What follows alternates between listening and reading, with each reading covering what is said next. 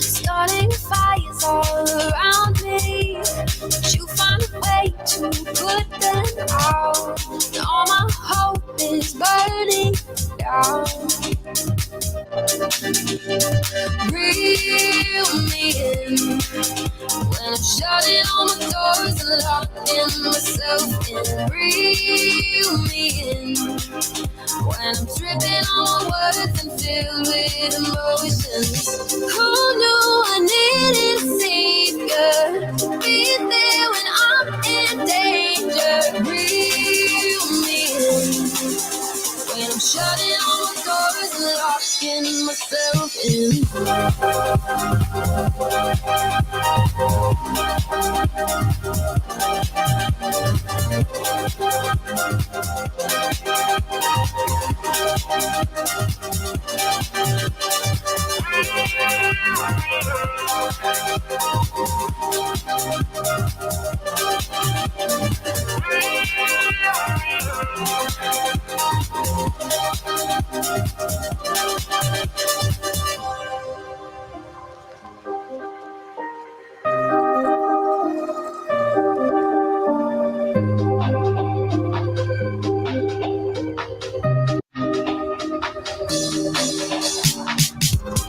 People here don't get me. Taking a trip to my hometown. Can't wait to leave this city. Thoughts in my head get heavy, but I know that I'll never drown. 'Cause you'll be there to pull me out. Reel me in when I'm shutting all my doors and locking myself in. Reel me in when I'm tripping on my words and filled with emotions. Who knew I needed a savior to be there when I'm in danger? Reel me in when I'm shutting all my doors and locking myself in.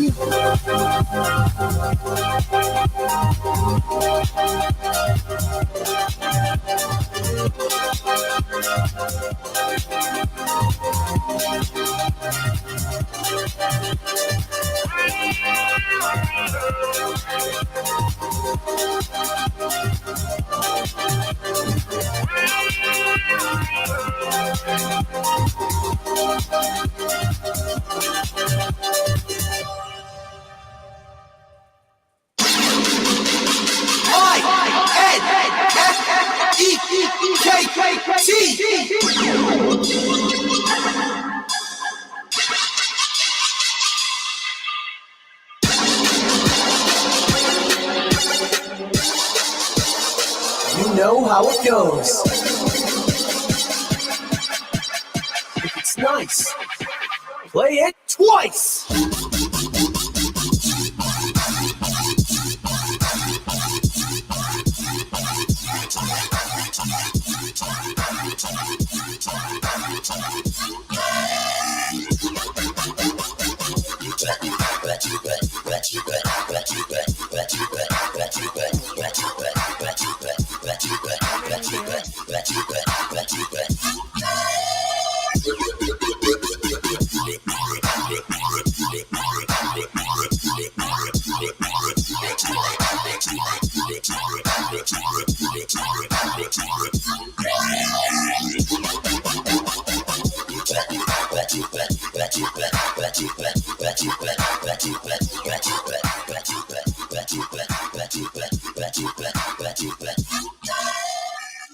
So mainly because Phil's a dummy.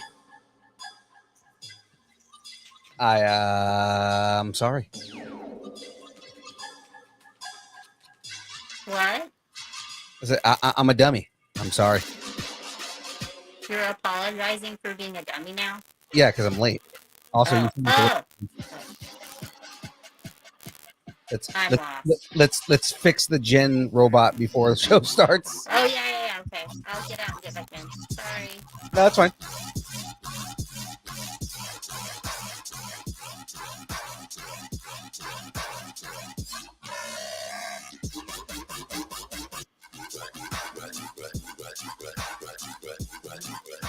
you still a dummy? I'm always a dummy. Am I still Robot Jen? No, it's more crackly than it is anything. Oh, that's weird. Okay. Because I got out and then I back in. Let me unplug it and plug it back in. Okay. How about now? Yeah. Is it any still. better? No. It sounds kind of like it sounds kind of hot, but also Autobot transform and roll out. Like there's like a lot of like crackliness. It's not like the usual robot. Okay. All right. So I'm a crackle bot. All right. Hold on. Let me leave and get back in.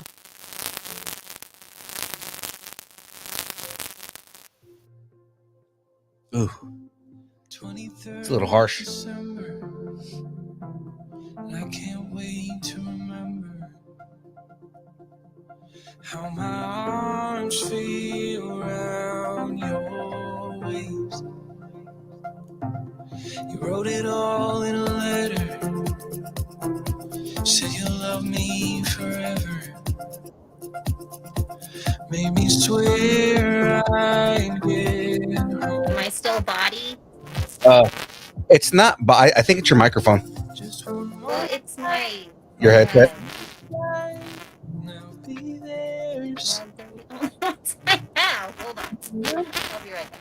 Just at the fireplace. Ooh, hear me so clearly. Here when you're gone, I keep you close. You found me, surround me. Finally believe I'm not alone. You feel like coming home. Ooh, ooh. You feel like coming home. Ooh. That's actually really good. You feel like coming home. Ooh. You feel like coming home.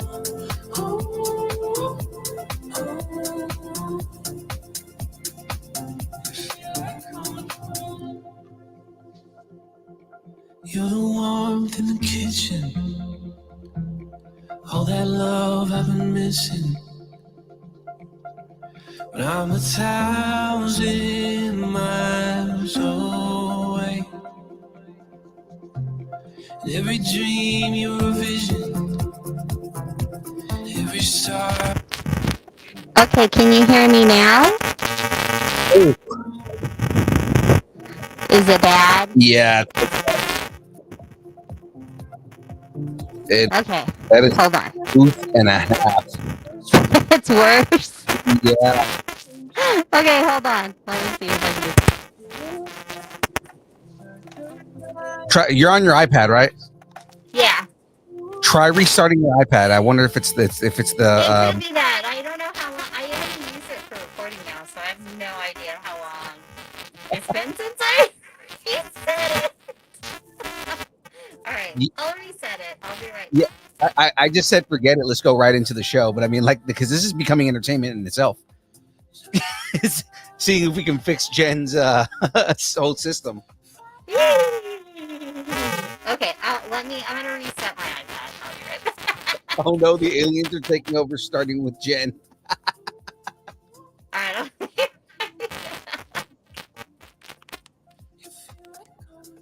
Oh man. Well, hey guys.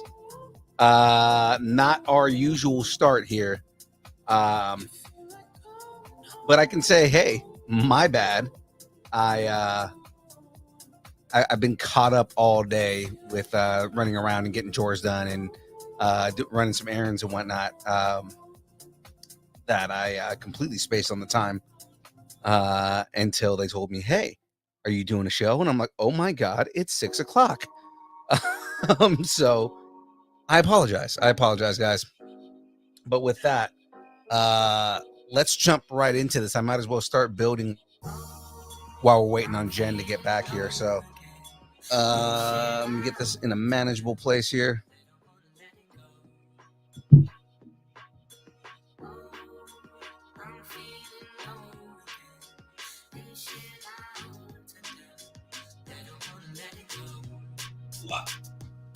And of course, it moves my camera.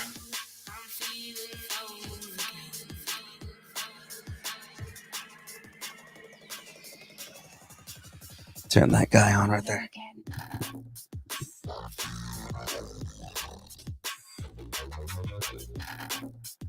Okay, so let's get this whole thing open here. Again, the progress, the Batmobile is starting to look like a Batmobile, and it's pretty dang badass.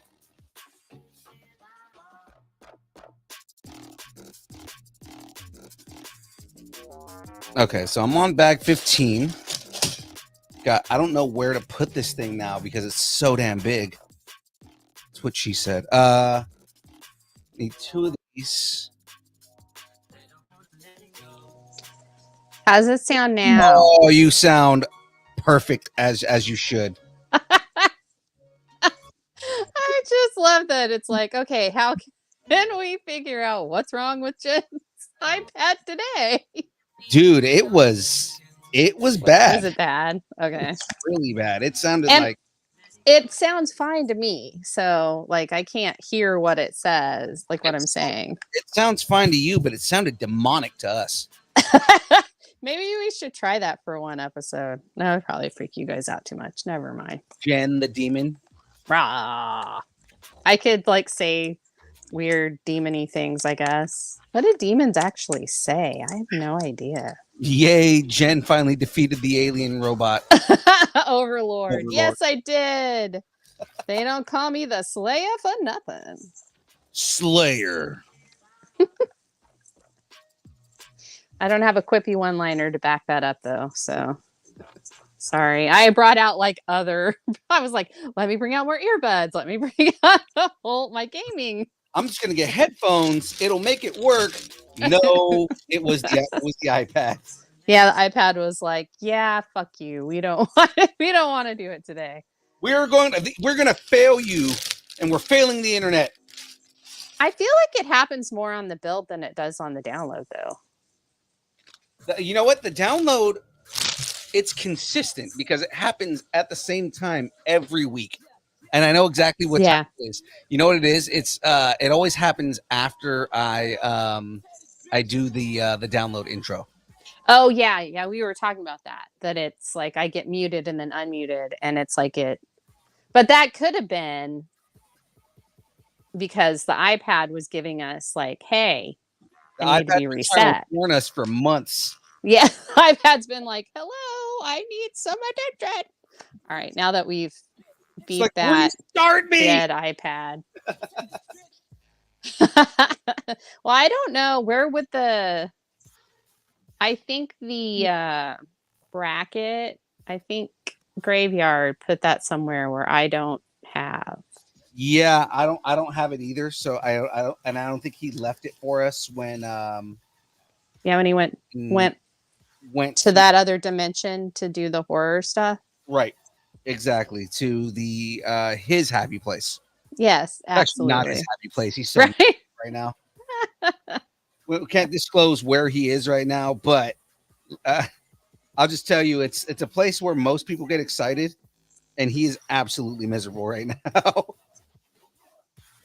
Tater, Creepy Baby did not possess me. Creepy Baby is not possessed. You all think she is, but she's really not. I think Shadu thinks she is, though. So I'm okay with just that. Because she's creepy doesn't mean she's possessed. That's right. She's just creepy. So not all creepy dolls are possessed, okay? I don't know why the Raggedies. I don't know why everybody says the Raggedies are possessed. Although I do need to wash Raggedy Ann's pinafore again. Funny is we say that if they ever decided that they wanted to take a property, because you know how like what's it called? The Blumhouse has been taking like properties that aren't traditionally like Winnie the Pooh, Blood and Honey. Well, that wasn't Blumhouse though. Oh, that wasn't Blumhouse. Oh, okay. No. But where they took a Fantasy Island and they made Fantasy Island a horror movie. Oh yeah. You know, Oh yeah, they did that. Yeah, I remember. yeah. If there were ever a franchise that you would want to reimagine as a horror franchise, I think Raggedy Ann and Raggedy Andy is a good contender. Well, but they've got the Annabelle doll, Annabelle. Yeah, but the thing is taking something that's already iconic and making it something horror. Yeah, but she's a Raggedy Ann doll. Is she? Yes. Annabelle's That's a Ann doll? Yes, that in the movie she's not, but the original one is a Raggedy Ann doll. Oh, I was gonna say like they've already done this. No, they didn't. I think they probably. I don't know if they could get the rights to it. And that's what I'm saying is So. like if they went and got the rights to Raggedy Ann. Yeah, then they could actually make a real Annabelle doll like movie, and it actually be as creepy as everybody that goes to the Warrens' little creep house thing Right. and can see her in under glass, apparently. Yeah. I think that would be a really good sell. How is it that I, a self-proclaimed non-horror fan, knew that the Annabelle doll was a Raggedy Ann doll, and you did not? She doesn't look like a Raggedy Ann doll. I not in the movie, but like if you looked into it like for 5 seconds, you would know she was really a Raggedy Ann doll. That's why everybody freaks out when they see the Raggedy Ann and Andy dolls. Really? I never put that together like that because I just joke off of Raggedy Ann and Andy. I remember them from when I was a kid. Yeah. But no, that's why. And so that's why when people were like, oh, this person almost died from it and stuff, like the original story, they're like, dude, like she doesn't even have like it's mittens. It's not like she doesn't have fingers. It's just like mittens like this. It looks like that, like claw hands. But she doesn't even have like thumbs almost. Like here's her hand. Like she can't grab onto anything with that. Yeah, she's got a mitten. No, Sewong, we're not doing brackets because we don't know where the brackets are. Unless we just quickly made up a quick little 16-pointer, but I mean that's gonna take a lot of work. You've got the wrong girl for that, let me tell you. Like the penguin, Aaron Watson, like the penguin. Oh, is Aaron Watson in the chat? Yeah, he just got here.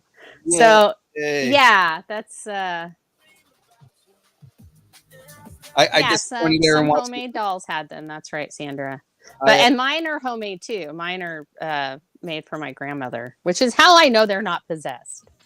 Everybody says they're possessed. If they are, they're possessed by good people. I disappointed Aaron Watson this week just because I mean, not that I don't disappoint him all the time, but this week mainly because his like solace on Monday mornings is my game stream.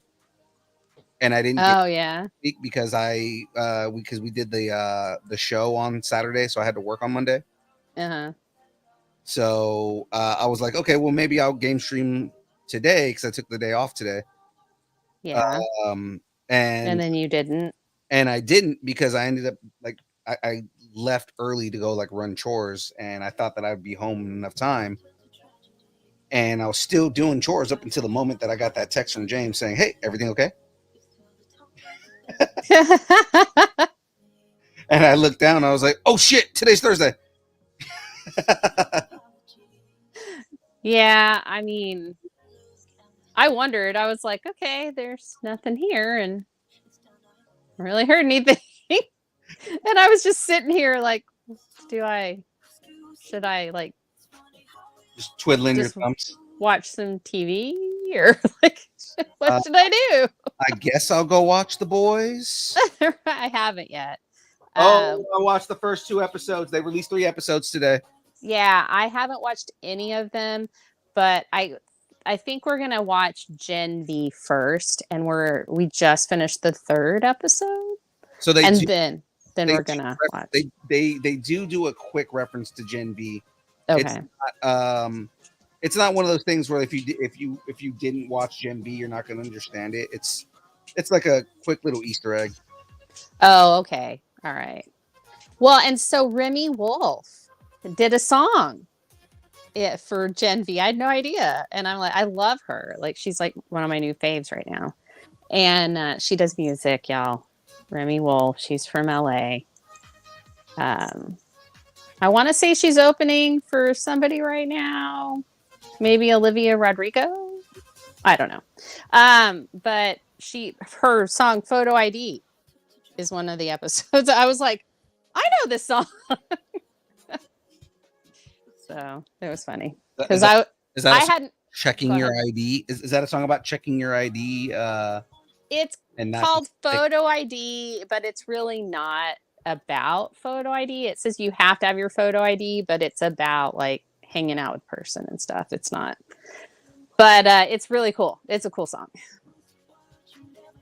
And I had listened to it first just out of the blue because I saw her in Stephen Colbert and she did Cinderella, which is also a banger. If you guys, it's really cool. It's dance music, total dance music. And no different from the stuff we're listening to right now. It's not as like hectic. I don't know. You just have to listen to her. I'll send you I'll link it to you since you have an iPhone. Oh yeah.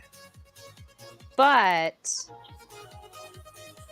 I had listened to Cinderella and I was like, oh, I want to listen to some of her other stuff to see, if I like her or just like that song. And so I found Photo ID and I was like, I love this song. And so seeing it on listening to it on Gen V, I was like, well, this is, of course they would have this song. Well, this makes sense. Yes, of course, this tracks. I like it. So of course it's going to have music on there that I like. But you know what I have been doing right now or lately? I have been watching House of the Dragon interviews and fun little things that the House of the Dragon character or actors have been doing. And they're just lovely. So I know they're going to try and kill each other this season in House of the Dragon. But they just love each other so much. Like all of the stuff is like, they're just like, oh, this person is so wonderful. And this person is so wonderful. And like, I guess Matt Smith and Fabian Frankel. So Matt Smith plays Damon Targaryen. Why did I go? Oh, because we were talking about horror. And Fabian Frankel plays Christian Cole. And so Fabian's on the greens and Damon's on the blacks. Anyway, but they've known each other for such a long time. So they did Max did this like little teaser thing called Know Thy Scene Partner. And they were going like, they said, so what role did Fabian Frankel play in his high school production of Singing in the Rain? And they wanted Matt Smith to answer that question about Fabian Frankel. And he's like, I don't know. And then he got it right. It was photographer, apparently. But I was like... Singing in the Rain. Right. I was like, what the heck? The only question either one of them missed was what doctor did Matt Smith play? And, as I was going to mention, I was like, just bringing up the jokes. I was like, what role did Matt Smith play? The doctor. Right. Yeah, the doctor. But no, it was like, which doctor? And he had put 4 on there. And he was like, and Matt Smith goes, this has been around since like 1964, right? And he was like, has it? Oh my God. He's like, you played the 4th doctor. Yeah. And of course, we all know the 4th doctor was Tom Baker. And the 3rd doctor was, oh gosh, who was the 3rd doctor? Pettigrew? Anyway. Peter Pettigrew? Peter Pettigrew. That's probably why I'm thinking Peter Pettigrew. I'll have to look it up now. Oh. And I totally just dropped my phone for no reason. But no. And so, and he is famously the 11th Doctor.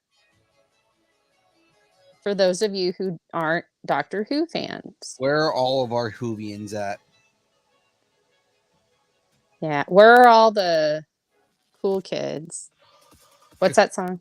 Is that what it is? The cool kids are the Hoovians? No, there's that song. I can't remember what it is, but we like to. Is it Kicks? No, never mind. You know what? Never mind. Just ignore me right now. La la la la la la. Yes. I love it. So, sometimes it is weird how in sync we are, and Right. not the boy band. No, also the boy band.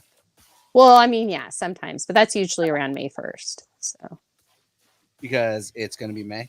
it's gonna be May. It's gonna be May. Yeah, it's just his like commitment to me and saying me that like that has just propelled the Timberlake across the Timberlake. I also think that Justin is very aware of like what that is and what it became. Yeah. Well, I mean, I doubt he's really. I said, who's the third Doctor? Oh, there we go. The third Doctor is Pertwee. John Pertwee. I was pretty close. I mean, you have to remember like a lot of names when it comes to the Doctor. Yeah, and that's the guy whose son Colin Baker was the best man too. Ah. See, bringing it back around. All right, anyway.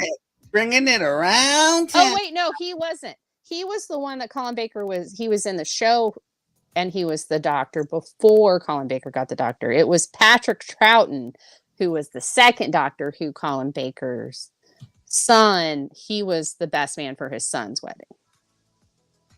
Is everybody very confused now? So that's absolutely confusion. Right? Nothing new. Flashback. Warm nights. I'm in a really odd mood, so thank you all for being here. Thanks for coming to my Gen Talk with Legos. We are in sync, because I was about to say thank you for coming to my TED Talk. Oh no. This is all tangents. Forget about all brackets. This is all tangents. Absolutely. This is the scariest thing, because it's like the one thing me and Jen are like really, really good at is going on tangents. Yes. Who knows what we'll wind up talking about tonight. Although I know you are caught up on the Acolyte, and I'm caught up on the Acolyte. And of course, you're doing the Batmobile, so of course we want to talk about Star Wars. Yeah, absolutely. Why would you want to talk about anything else other than Star Wars while I'm building something Batman? Right? Especially the 89 Batmobile. Nothing says Star Wars like the 89 Batmobile. Exactly. She's really are in sync. We think alike. We finish sandwiches. Exactly. You like mustard on yours, right? Not mayo. Depends on my mood, but I mean mustard every time. Mustard, yeah. See, I don't eat mayo. Yeah, it's gross to me. I think it's because of Animal House. Remember John Belushi when he was the zit and he had the mashed potatoes in his mouth and he like spewed them all out? Yeah. So somewhere in my mind, I thought that was mayonnaise the first time I saw it. Now, granted, I was very young when I saw Animal House because I'm immortal and we age differently. Anyway, I was really young. And I just thought that was mayonnaise. So I thought, oh God, that I can't eat that. Because people just it's like zits. So now that's what I associate mayonnaise with. I mean, not really. You associated with John Belushi. Yeah. John Belushi, like spewing mashed potatoes across the table because he's trying to be a zit from Animal House. Yeah. Yeah. These are how my irrational fears start. How does everybody else's irrational fears start? So So I guess Say Wong said, I was surprised at IGN's review of The Acolyte. I'm guessing the Lucasfilm money ran dry. You know, it's not for everybody. The Acolyte's not for everybody. And it's a mystery. And I think that that is something that people think of Star Wars as its own genre. And so when they try and do like mysteries or make it a little bit more horror like, people really push back against that because it's not the Star Wars genre. And I think that that's just unfortunate because, you know, there could be a lot of really cool Star Wars stories out there that go to different genres. I would love a rom-com Star Wars movie or TV show. I think a TV show might be a little bit too much, but a movie would be great. Right. So Say Wong says that they went really unhinged critical. Well, at least you know they're not getting paid, I guess. Or maybe they are. Maybe they're getting paid now. I don't know. IGN is hit or miss with the way that they do stuff because sometimes IGN will be like, you know, way too forgiving on things. Sometimes they're super like toxic critical on things, so it's a little weird. Yeah. I mean, yeah, I've noticed that too. IGN is kind of hit and miss sometimes. So wait, Aaron Watson said mustard and minced onions are the only acceptable toppings for hot dogs. Anything else, you can fuck off back to Chicago. Okay, so thank you, Aaron. We appreciate that, but I don't think we were talking about hot dogs specifically. But I think he's just making a point. Oh, okay. All right, cool. I really like mustard and ketchup on my hot dogs, and I don't really like anything else on them. So, of course, Husby is like he'll put, I don't know if he puts sauerkraut, but he'll put everything. He loves chili dogs. He'll make homemade chili and leave some and then have like a chili dog the next day with it. But so he loves stuff like that. The man is also a chef, so I mean, you know. Yeah, that's true. That's true. We were having dinner last night. I was like, wow, that was fast. And he was like, well, I am the best short order cook in Oklahoma. And I was like, all right, dude. I was just saying it was fast, okay? That was delicious. It was pork chops. Ooh. So, yeah, and you know, I'm like, that's hard to like quickly make if you don't like, I mean, but he did it. Anyway, that's neither here nor there. So... Oh yeah, the critic scores dipped from 98 to 85. Gasp. Yeah, I really feel like it's a mystery. I think there's a lot of stuff that could go really well or really wrong. Especially after the third episode. But who's it? Jodie Turner-Smith, who played Mother Anastasia. Right. Loved her and her performance. So, you know, what's funny is right in this moment, because I've been talking with Albie Madrigal, who, like, you know, he works with Disney a lot and everything. And, you know, we've been kind of like agreeing on a lot of things. I was telling him, like, okay, so I've got to get back in this conversation, like far enough back in this conversation, because it started off with the same question that I asked in the Discord, right? Like, why are the fanboys mad? Mm-hmm. Right. So okay, dude. Oh, fanboys pissed because they just explained the experiments that created Anakin, and they did. And spoiler alert, by the way, for everybody in the chat if you haven't seen it yet. Yeah. Experiments that created Anakin, and they don't want it to be Night Sister magic, or still, or it's still the Force, or are they pissed because of the way they portray the Night Sisters, which I also fucking loved. And are they still just crying over, or are they still just crying over black female protagonists? And I told him I'm finally seeing the agenda, because like you see I'm finally seeing it, and the agenda creation is fucking real with these insecure assholes. And he goes, keep in mind, and not that this matters at all, but Albie is gay, so he has a different perspective when it comes to this. He said, well, there's a lot the gist. All female episode, number one. All female leads, lesbians, witches. The fact that the twins were born from force bending, so Anakin isn't quote unquote special anymore. The Jedi aren't good. We can literally spend hours dissecting what the man bitch babies are crying about, but it's ridiculous and getting out of hand. Also, they're bashing it and review bombing it before it even airs and after because it doesn't fit their vision of what Star Wars is supposed to be. So they don't believe in ambiguity. And this is me. They don't believe in ambiguity. The Jedi at no point seem bad in any way. These idiots are taking point of view into context. Aren't taking point of view into context. I honestly saw no lesbianism in the episode, even though that would have been fine if there was. The story is Well, the mother Anasaya and the female, what's Darth Maul's race? Zabrak, and I mean Zabrak. it's They not. kind of were a little.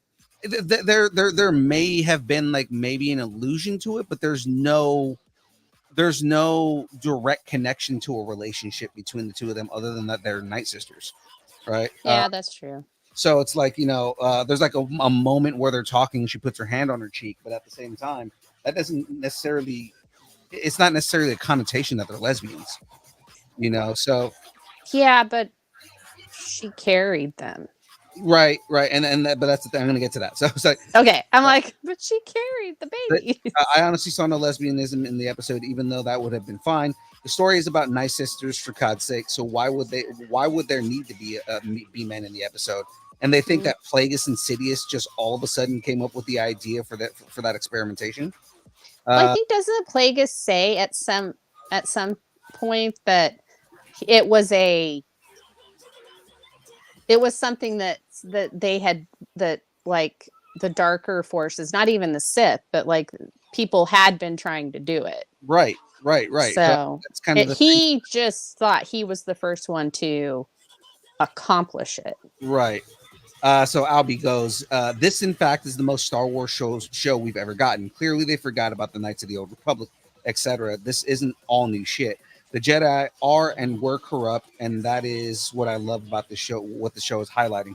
A lot of them can't comprehend witches. Like, y'all are dumb. Hello, witches of Dathomir.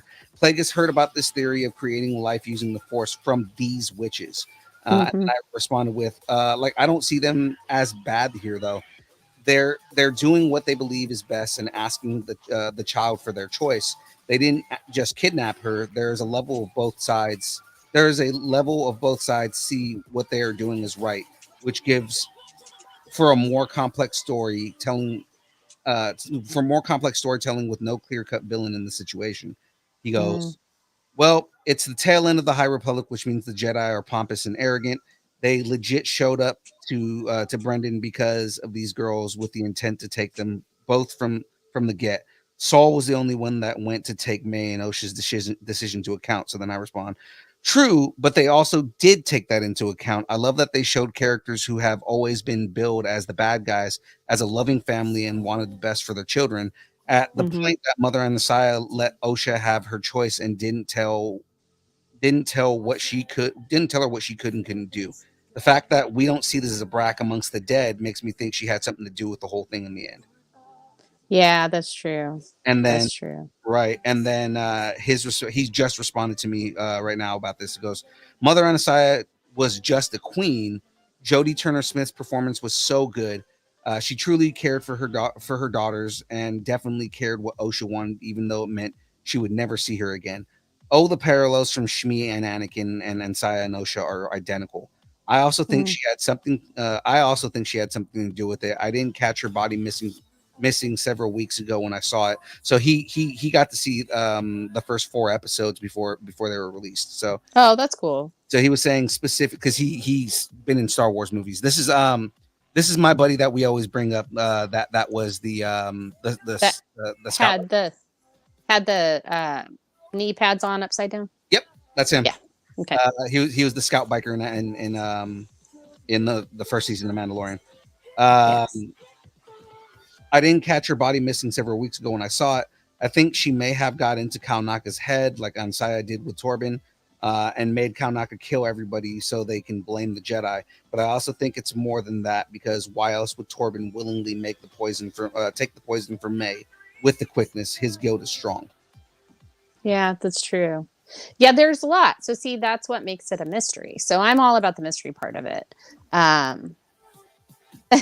So Like- there's a whole thing going on in the chat right now about random facts, and off-brand Paul Giamatti was talking about baby carrots. Oh my God, are we bringing the baby carrots back? Yeah, will you get the scroll that says "Enjoy the music before the show begins" off? Sorry, my bad. Yeah, there you go. Oh my God, the baby carrots. We have not heard that in a long time. That is a joke from the early days of distance nerding. Yeah, so I figured it was something like that, but that it was an innovation made by California carrot farmer Mike Eurosek in 1986.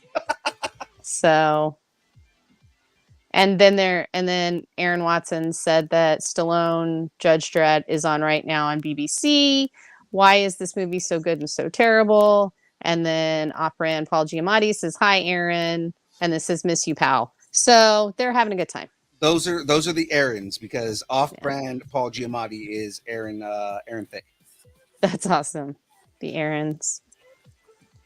Those are the original hosts of Distance Nerding. Really? Yeah, those are the guys who used to host with us all the time. Oh, that's awesome. And then off-brand Paul Giamatti says, "Sorry, Phil. I know it's kind of my thing to derail the show. I didn't really mean to do that, but it happened." Oh, that's okay. It's all tangents. Yeah, we're doing all tangents. So. Aaron, everything is derailing today, man. This is an old school me and you build. Like when we first started the build and it was just me and you. This is basically what it is. It's just we're just having conversations. Oh yeah. So, and then Sewong's like saying, "Well, Star Wars fans who hate Acolyte do not fear Bad Batch season 3 is right around the corner. Bad Batch season 3 is already done, unless this is a troll, which I could see Sewong trolling that." So. Oh, and then Aaron Watson says, "We will do a reunion show and it'll go off the rails in 10 minutes." Yeah, no, that's expected. Yeah, I could see that.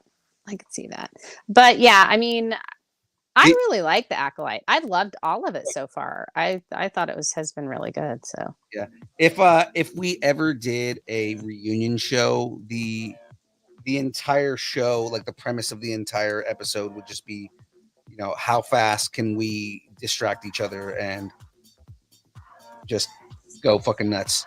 Yeah. How many tangents can we go on? We should have a tangent counter. Yeah, I know. But yeah, so I knew that they were twins. I've been trying not to watch all of the stuff on the Acolyte before it premiered and see all the leak stuff, and because I like to be surprised sometimes. So I thought it was really interesting how they brought us into that world. Yeah. And then have where they're twins, which I have a theory on that. And of course I do. And then like they kind of see each other again really quickly. I thought my like, okay, this is how it's going to go, that they wouldn't see each other until the end. So, and so anyway, I mean, it's been very interesting so far. Yeah. Sewong, yeah, it's out. It came out in, gosh, I don't know. It's been a couple months.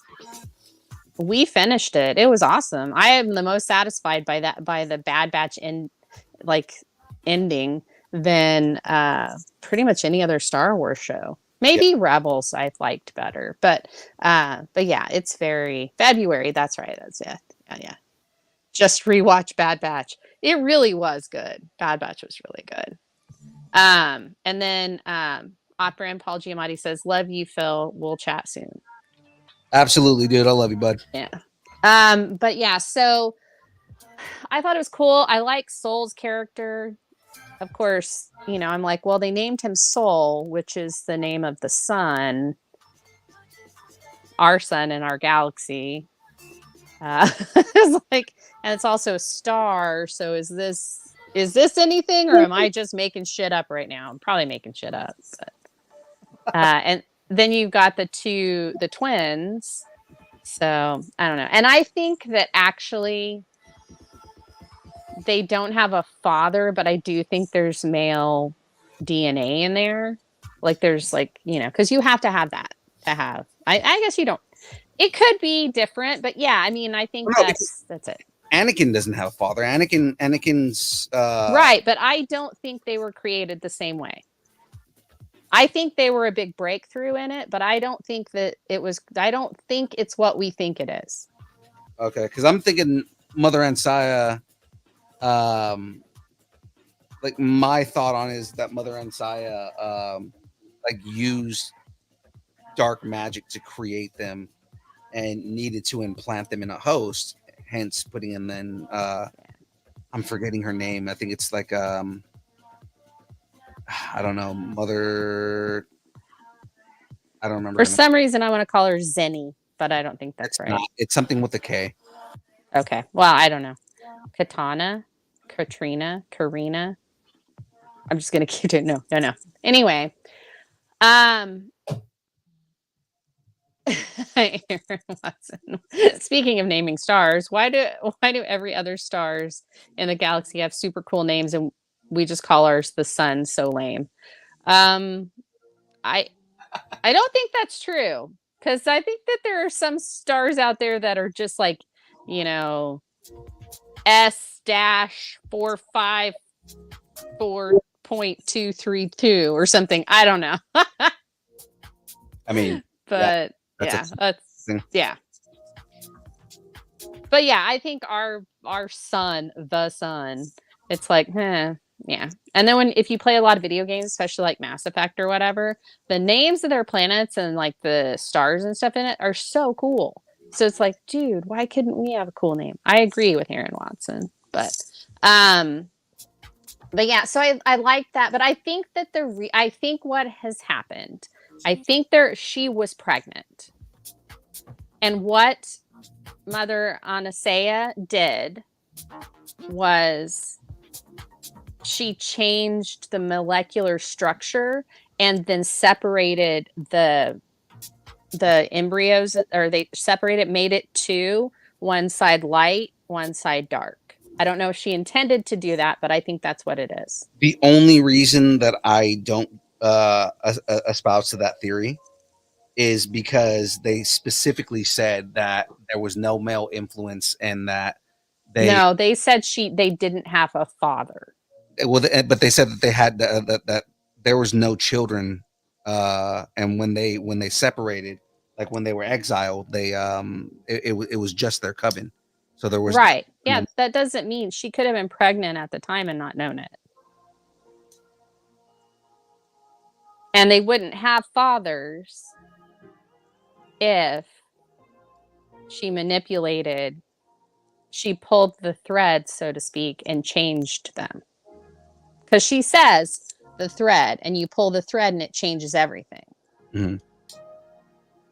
So to me, that's she changed something into something else and not created something out of nothing, which is what I think of when I think of Anakin's birth, is they created something out of nothing from the Force. And this was just manipulating the Force and changing things, but they did it on a molecular level. Mm-hmm. So that's what I think. Now, am I probably wrong? Probably. I would give it maybe 2% correct, 98% incorrect. So, but that's what I think. That's what I'm holding on to, because I know that there's a dark light going on with it. That's my theory, and I'm sticking to it. Yeah, just the way that that May and Osha were. Yes. May was like, you could see that she was towards the dark side of it, where she was more aggressive, and Osha was more timid, and like I can just see that balance. It's like them together is the balance, them apart is not the balance. So And I also think that the reason that Osha's not using her Jedi powers or her Force powers or whatever is because the trauma is keeping her from that. It kind of like the wound in the Force and the Jedi exile. Okay. Like she cut herself off from the Force. Right. That makes sense. Yeah. So I think that that might be it too. But now that she knows that May is alive, that some of her trauma might, the Force might start working a little bit, and it's probably going to freak her out, and so we'll start seeing that. But yeah, I totally think that Tommen, because that guy that kills himself with the poison played Tommen in Game of Thrones. So that's why I call him Tommen. I think Tommen. I think either the mothers or May or somebody implanted a suggestion in him when they turned his eyes dark like that, and it was like one of those like Order 66 things. And as soon as something happened, he took them all out because the fire didn't get all of them. The Yeah. fire was only around Osha and May's room. Right. I think something more happened, but I do like that. Yes, Aaron the rapper. I do like what they did with the story in this was they kept it ambiguous. Like it's not, there's no clear cut. Like, oh yeah, like you have things that you can make assumptions on that May created this fire, but that small fire didn't destroy that entire base. Yeah, and I was really interested in Osha's journal.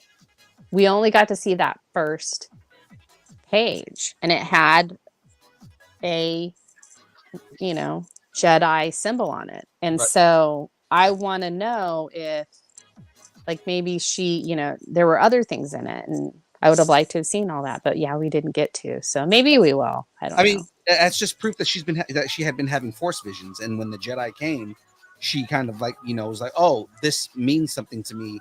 I need to go to them, and I think her mom understood that. Yeah, no, I think so too. I do think that whatever they did to create the twins, which great, and maybe it was exactly like Anakin. All right, if it was, great.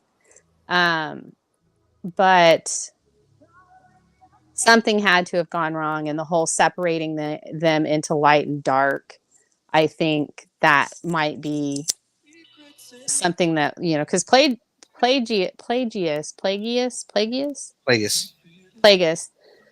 just wanted to keep himself from dying. Right. So that was his motivation for it. And then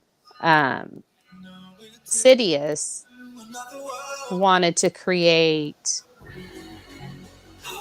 So he wanted to do that. So he wanted immortality as well. And he was thinking he could use the Chosen One and then, teleport his brain over to Anakin's body. So. I think a lot of people forget that in the extended universe, all the stuff that's no longer canon, that Sidious basically would do what's called an essence transfer. So he had clones of himself, and whenever he would be weak or it was like Nick Fury and the LMDs.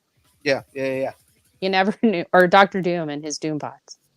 Yeah, because like the whole thing was like if he ever got weak or he was dying or something like that, he would destroy the clone and transfer his essence, his Force essence, to another clone. And I think that was the direction they were going in the sequels, but they never really explained any of it. No, it's like with the sequels, they expected everybody to know like legend canon. Yeah, because that's definitely something that if you know the canon from Legends, it kind of makes sense, but they still don't explain it within that context of this new canon. So I'm hoping that Feige goes and explains all this stuff. Feige? Sorry, not Feige. Filoni? Sorry, the other F guy. You can only have people with a name that starts with F. Favreau, Filoni, and Feige. So yeah, I mean, Se Wang Yun said like Hell Snoke was a failed clone of Sidious. So yeah, I mean, he's had clones, but I think originally, I mean, and he has had clones, but I think he was going to transfer his essence into Anakin. That was the reason, is he wanted more powerful midichlorians or whatever, the Force. If we don't want to do midichlorians, I don't know. I don't know if I'm all about the M word, but I know that was part of it, and then he couldn't because of what happened to his body. So, and that's how they rationalized Rey, Right. and that he wanted Rey. Sidious wanted Rey so that he could essenceify her, and then he could continue living as a woman, as he always wanted. Well, Rey was a fluke because she was the daughter of one of his clones. Right? Yeah. I did watch it all. Yeah. Yeah. I have seen them all. But yeah, no, so I think the twins are different. I think something is different. There's some difference that it's not like it's not exactly like Anakin. It may be like a precursor to Anakin, which would be totally, it's like, scientific method, bitches. You try and try until you succeed, right? Right. Right. Or you go to prison. Do not pass go. Do not click. $200. Yeah. I mean, seriously, it's like you either succeed or the stuff you're doing is so illegal they put you in prison. Sapphire. Whoa. This is a kid's show. Aaron Watson. When? But yeah, so that's, I mean, I was thinking that I really like Amandla Stenberg. I think she's doing a fantastic job. Yeah. And she wasn't in episode 3 at all. Yeah, no, she wasn't.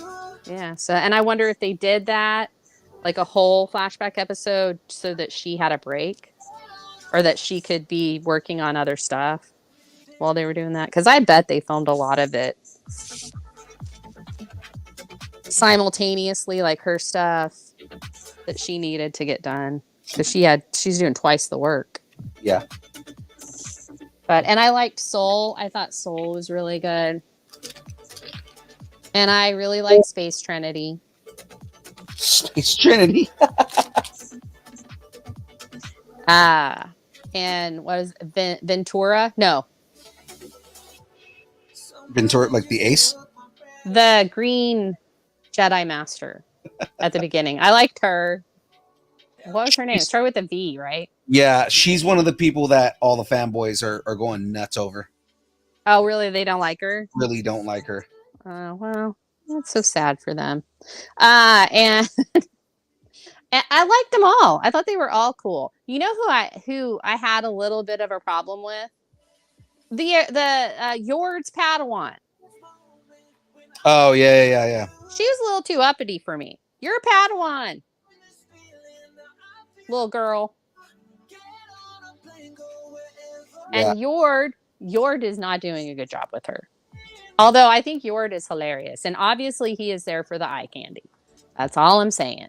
Yeah, because they had to open it up at least in the first 2 episodes with him without a shirt on.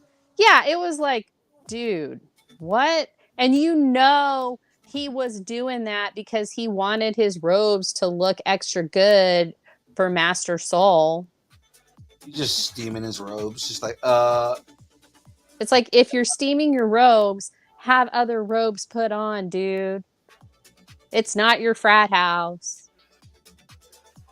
I mean, do they have frat houses? Do the Jedi have that? You can't pledge certain. I mean, you could say sentinels and consulars. I don't know if they do, because they can't fraternize. Oh, that's true. But they are a fraternity. That's true. They are a fraternity. But I mean, are they allowed to razz each other? Yeah.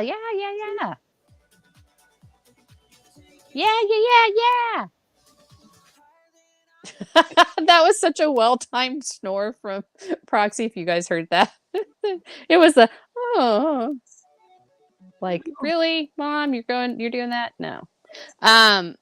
Yeah, so I was trying to think what else. I thought it was funny how they made Master Torben. Is it Torben? Yeah. I think it's funny that he was Tommen and now he's Torben. Apparently he can only do T names now. But I like that even as an old man, he still looks like he's like 12. right?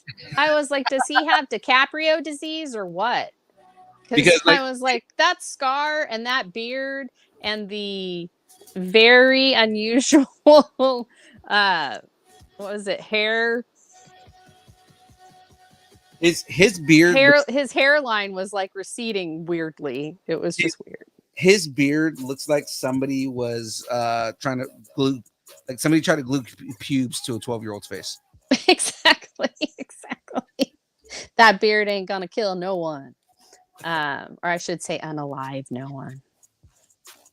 But yeah, so I really honestly I liked all of that. I thought it was interesting that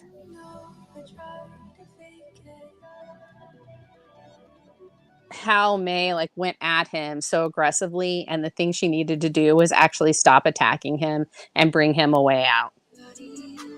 Right. I mean, because she did the same thing, and I love that whole like she does her little as May, she does her little attack me, because I'm just like, oh, sweet summer child, attack me with all of your force.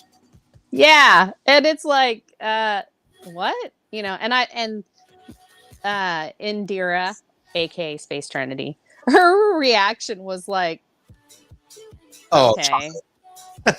Yeah, she's like, all right. And everybody around her, they were just laughing their butts off. And she's like, no, hey.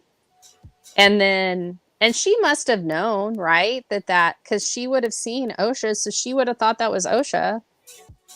Girl doesn't look that different.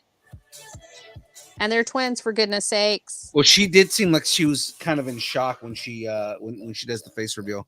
Yeah. She's like, so. And then Husby said he was like that she couldn't tell like her force essence. She couldn't feel that. I always think about that. I always think about like, why is it that these Jedi like can't feel the force essence? Because you would think, I mean, Anakin used to do it all the time. Yeah, but he was the chosen one. Yeah, Obi-Wan used to do it all the time too. Like, I think it's one of those that I haven't felt in such a long time. Because Vader said, there's a disturbance in the force. No, I haven't felt this one. Yeah, so I think that not everyone can do that. And if you don't know how to do it, you don't know how to teach it.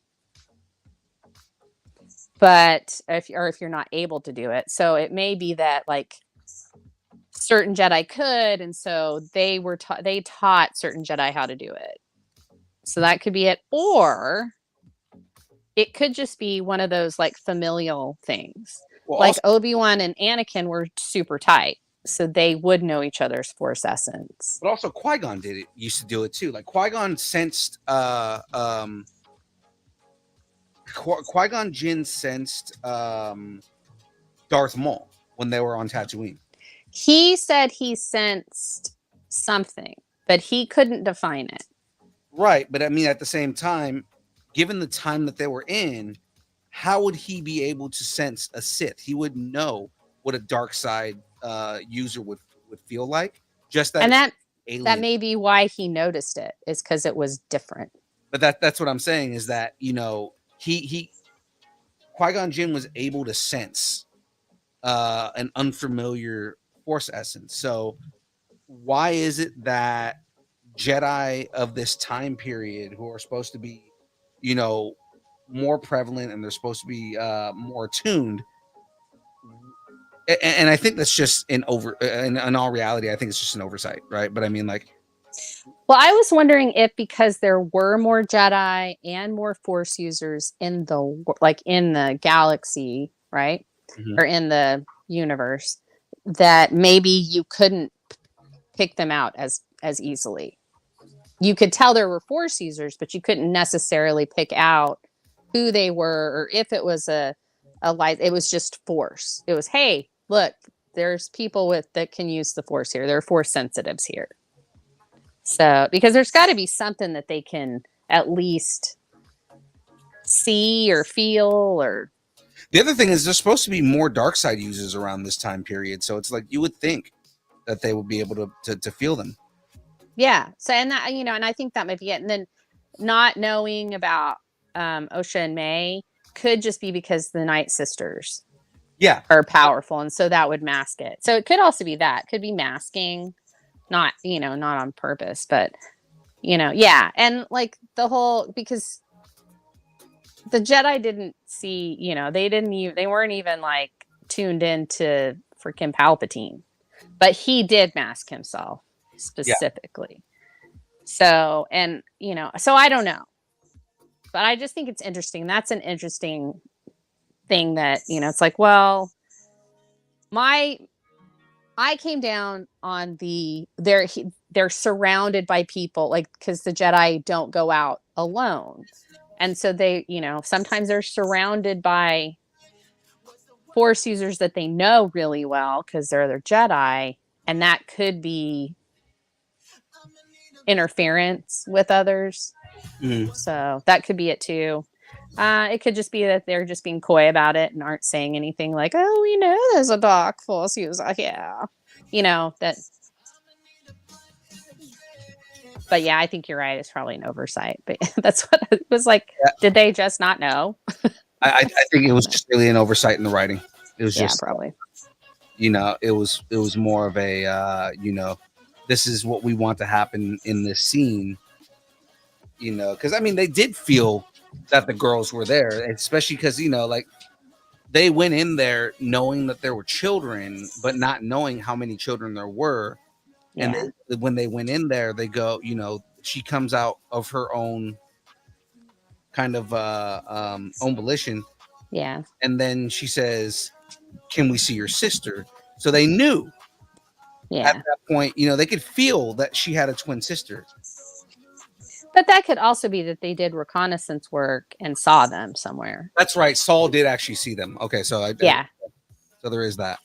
Yeah, so I mean, it could be that too. Like it could have been, hey, we know that this exiled group is training children.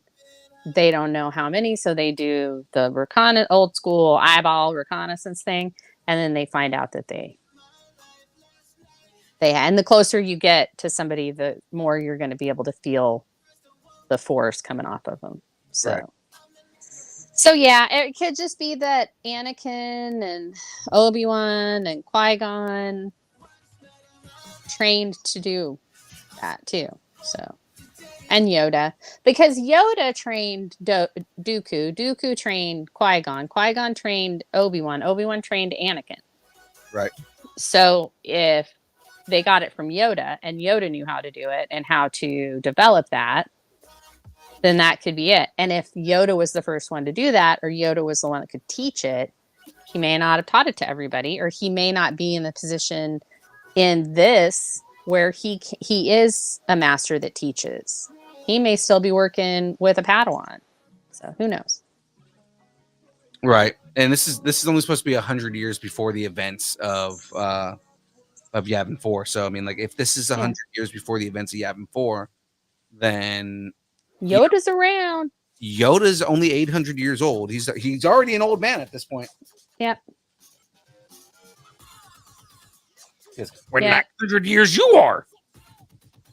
Wait, so that means that, like, well, no, it wouldn't be Dooku, would it? Yeah, because Dooku's that's 30 years. And he's around 60 in the prequels. Mm-hmm. So I don't think no, he wouldn't have been there yet. Yeah, Dooku hasn't been born yet. Yeah. We don't know how long Yoda was a master on the council either, so. Right. the high counselor, whatever they call him right now. But yeah, so we don't know that. So there's a lot of like what if kind of things on this. So I'm really interested in how they're going to do it, how it's going to be going forward. I do feel like there are some Knights of the Old Republic-ish things to it as well. Absolutely. But it's and the what's the online game? Is that's Knights of the Old Republic, High Republic, or whatever? No, that's just Old Republic. It's just Old Republic. Okay. Yeah. And that has twins in it, right? Yes, which are Twin guys, right? yeah, and they are they are also supposed to be a balance between the light and the dark. Yeah. And so I wonder if maybe she's doing more of a parallel of that. But then again, I think they were born, right? Like they were just they weren't manipulated. So I don't think in that storyline they were manipulated. They were just they were, sons of a warlord. For Viridian, no. I don't know, but it starts with a V, I think. Yeah. Yeah, okay. So yeah, so I knew that there had been twin force users and they'd done the light and dark before. So, But I don't think that's canon yet, is it? At the moment, no. Yeah. So maybe they're going to do that instead. But I like it. I like the twin thing.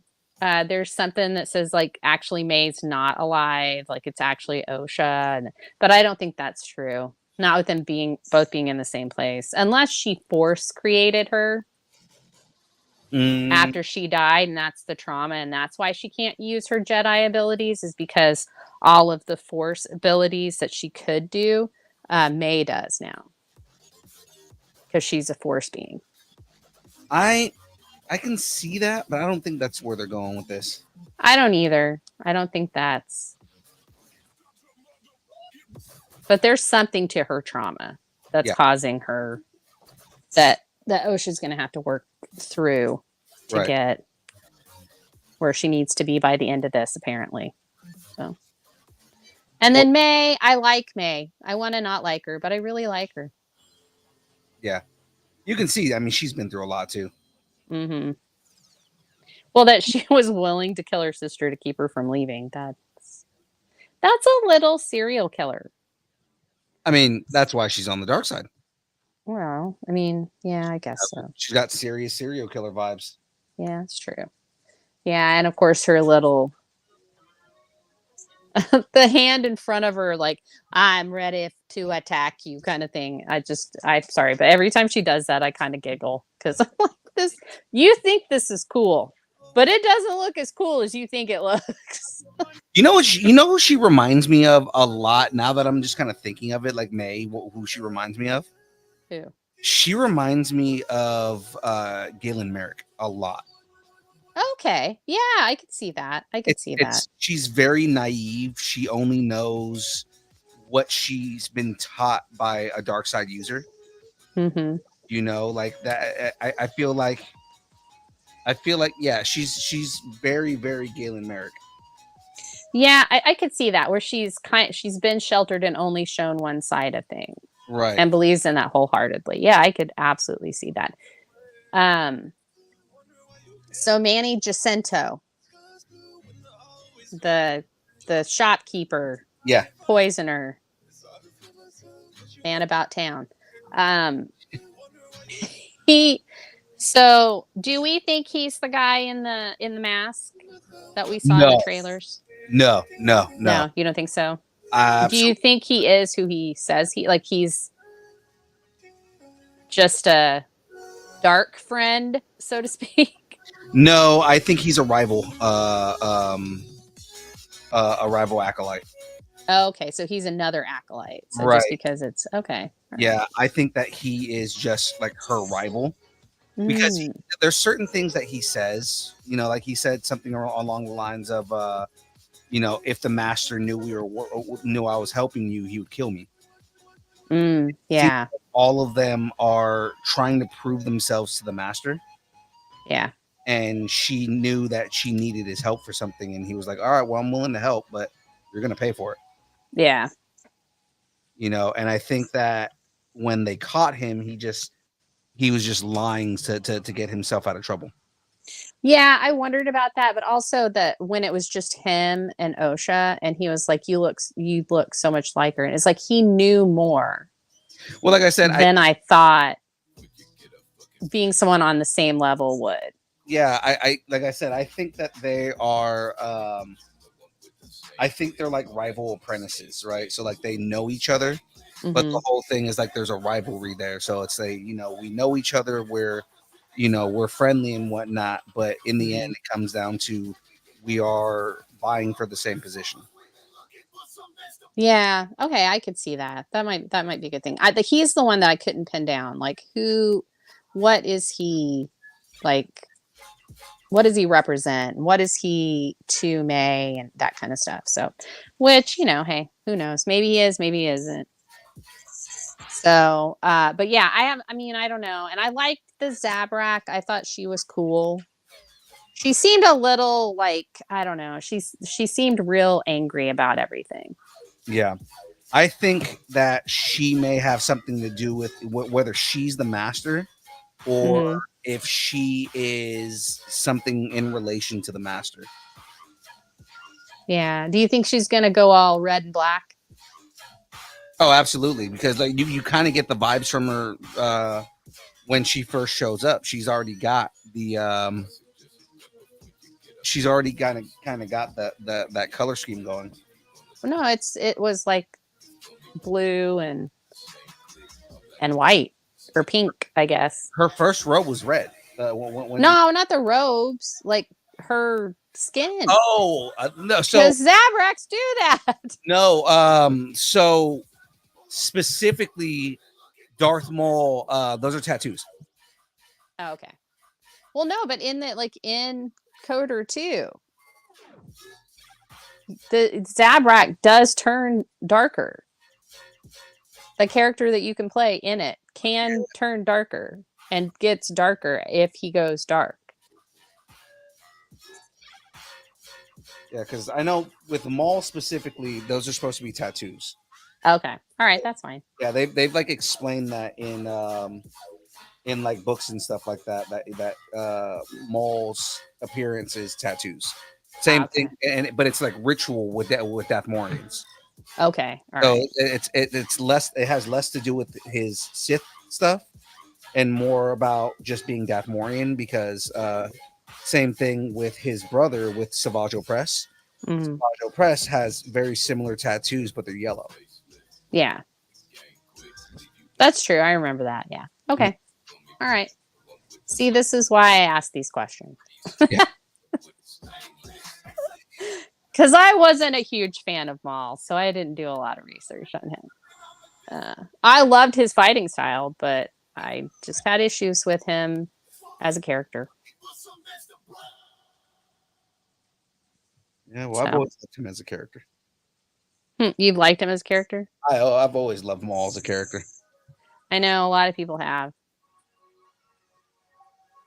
So, Yeah, 'cause he has a very interesting story arc.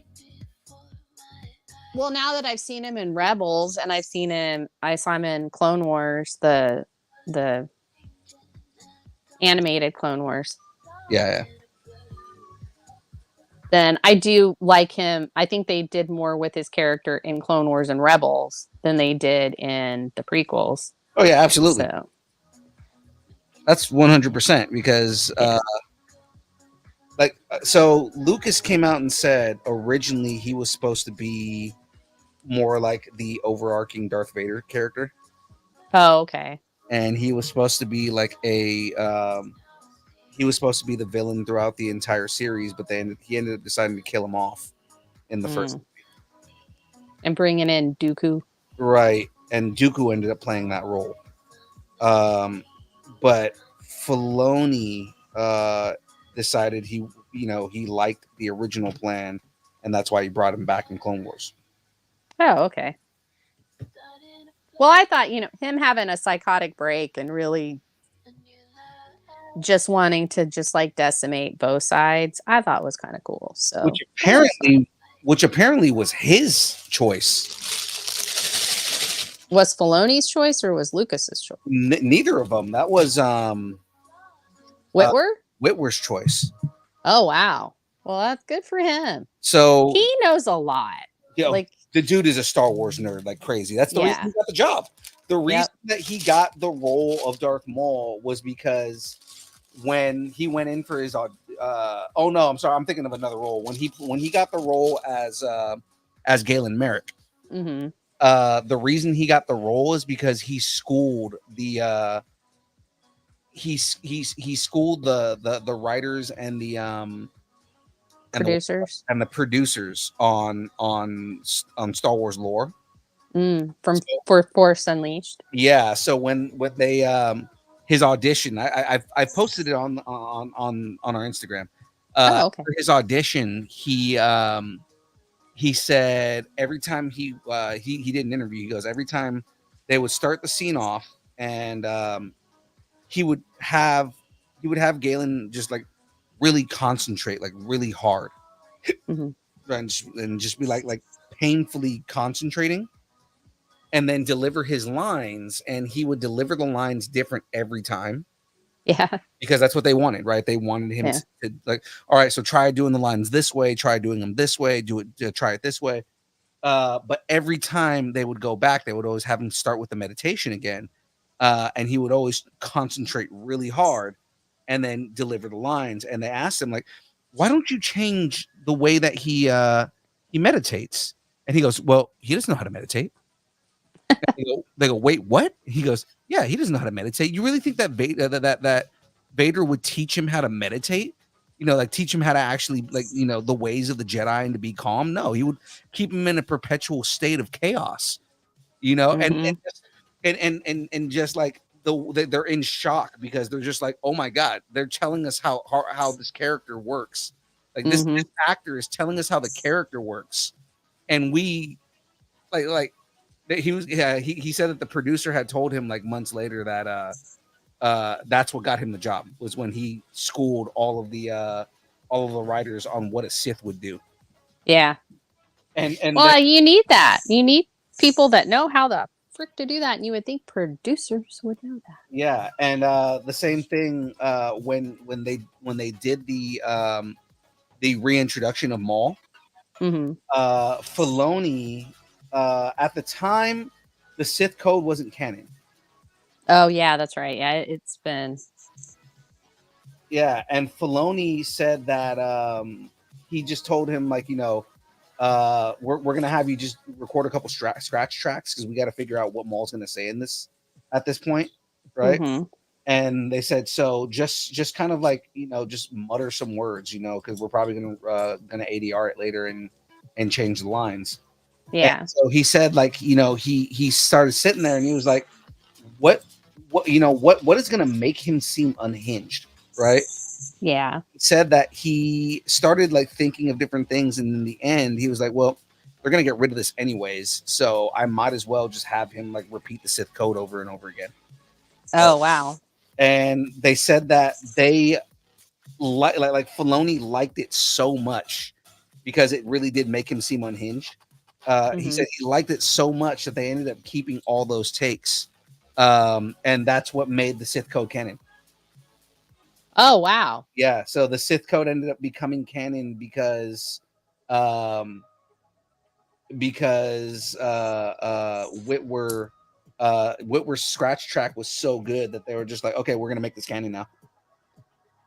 Okay, I have to go and do something because my dog is like one of my dogs is doing. Oh no, now she's gone. I don't know what the hell she was doing.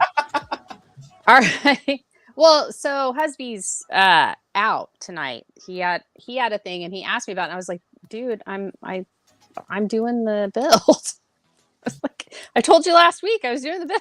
He was again that on Monday he was like, okay, so I'm gonna make you food real quick, and I'm like, all right, you don't have to because I'm not doing anything tonight because we did the build on Monday last week, so we thought we were doing it again. So he's always confused about my filming schedule Right. always. So, but it was just funny. I was like, no. And then I was like, I got the bill tonight. And he was just like, so he's out doing that. So Fucker. I'm the only one here. And so the dogs have decided that they're going to go and wander around the house, apparently, Mom's where not. I can see them. Mom's not paying attention. We're just gonna- Yeah, I am. I can't like get up quickly. So I thought one of them was puking. That's why I was like, I might have to go for a second. But yeah, no. Just the amount of like interviews that I listen to where Sam Witwer gets a job because he knows Star Wars better than the producers. Yeah. Oh, yeah. And didn't he like at some point, like he was telling Filoni something about? Well, that's why I guess like now he's like a lot of times if you go and like look at credits for a lot of Star Wars stuff that Filoni does, Mhm. Sam Witwer's an advisor Yeah. Yeah. because he's so like steeped in Star Wars lore that whenever Filoni needs somebody to like help him figure something out, he'll call Sam Witwer, which is fucking amazing. Yeah. No, I think that's awesome. Like to be an actor, that you're so obsessed with Star Wars that the guy who's running Star Wars will go to you for advice. The guy Yes. who knows Star Wars better than anybody goes to you for advice. Yeah. He's like, hey, Sam, Dave here. Yes, I have my hat on. So Fair, I Dave just always has his hat on. right. I just wanted. No, he didn't. Remember, they filmed a scene and he didn't actually have the hat on. I mean, it's different if you're in a scene and it requires you not to have the hat on, but Yeah, if it's whatever. if it's anything that he's doing that is not in the realm of, I need to specifically not wear the hat, he's wearing that hat.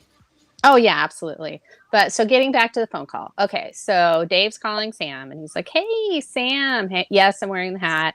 Yes. How have you been? How's your week been? Everything going okay? How's the family?" Mm-hmm. Mm-hmm. Yeah, yeah. No, everything's fine over here except so I have a question. And then he just goes into this thing and then Sam's like, "Oh, no, yeah, mm-hmm." What No, he wouldn't do that. Anakin do if blah blah blah blah? Right. And then Sam's just like, well, Anakin wouldn't do that. yeah. He'd be like, no, he wouldn't do that. I think Hayden Christensen does that a little bit too, though. He does now. Yeah. Because he was talking about that with Ahsoka, that he was like, he really wouldn't do that. He'd do this. And then he did it. And they were like, okay, just do that. Yeah. He does that now just because since he played Vader, he became a massive Star Wars fan. Yeah. And then now, like anything Anakin related, he knows. Yeah, that's true. Which is funny because, like he loves Anakin so much that his favorite Anakin performance isn't his own. Yeah, it's Matt Lauder. Yeah. So yeah, he said Matt Lanter. He modeled his entire performance in Obi-Wan after Matt Lanter. Yeah, and Ahsoka. Yes. Yeah. He said he changed his entire performance, even though Matt Lanter was matching him. Mm-hmm. He said he went and changed his entire performance to match Matt Lanter's. Yeah, but Matt Lanter, he did so much. I'm not so much more. He had so much more, like, area to work with. Yeah, he had a lot more time. He had 7 seasons of Star Wars. Yeah. As Anakin Skywalker, so it's like you have a guy who was in 3 movies. Yeah. Versus a guy who's in 7 seasons of a very long TV show. Yep. Mm-hmm.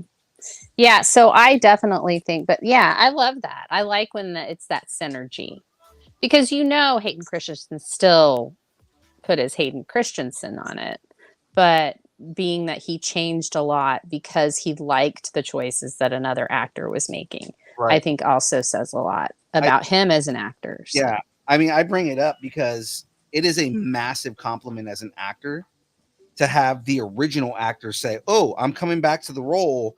I'm modeling it after the guy who played him after me." Yeah.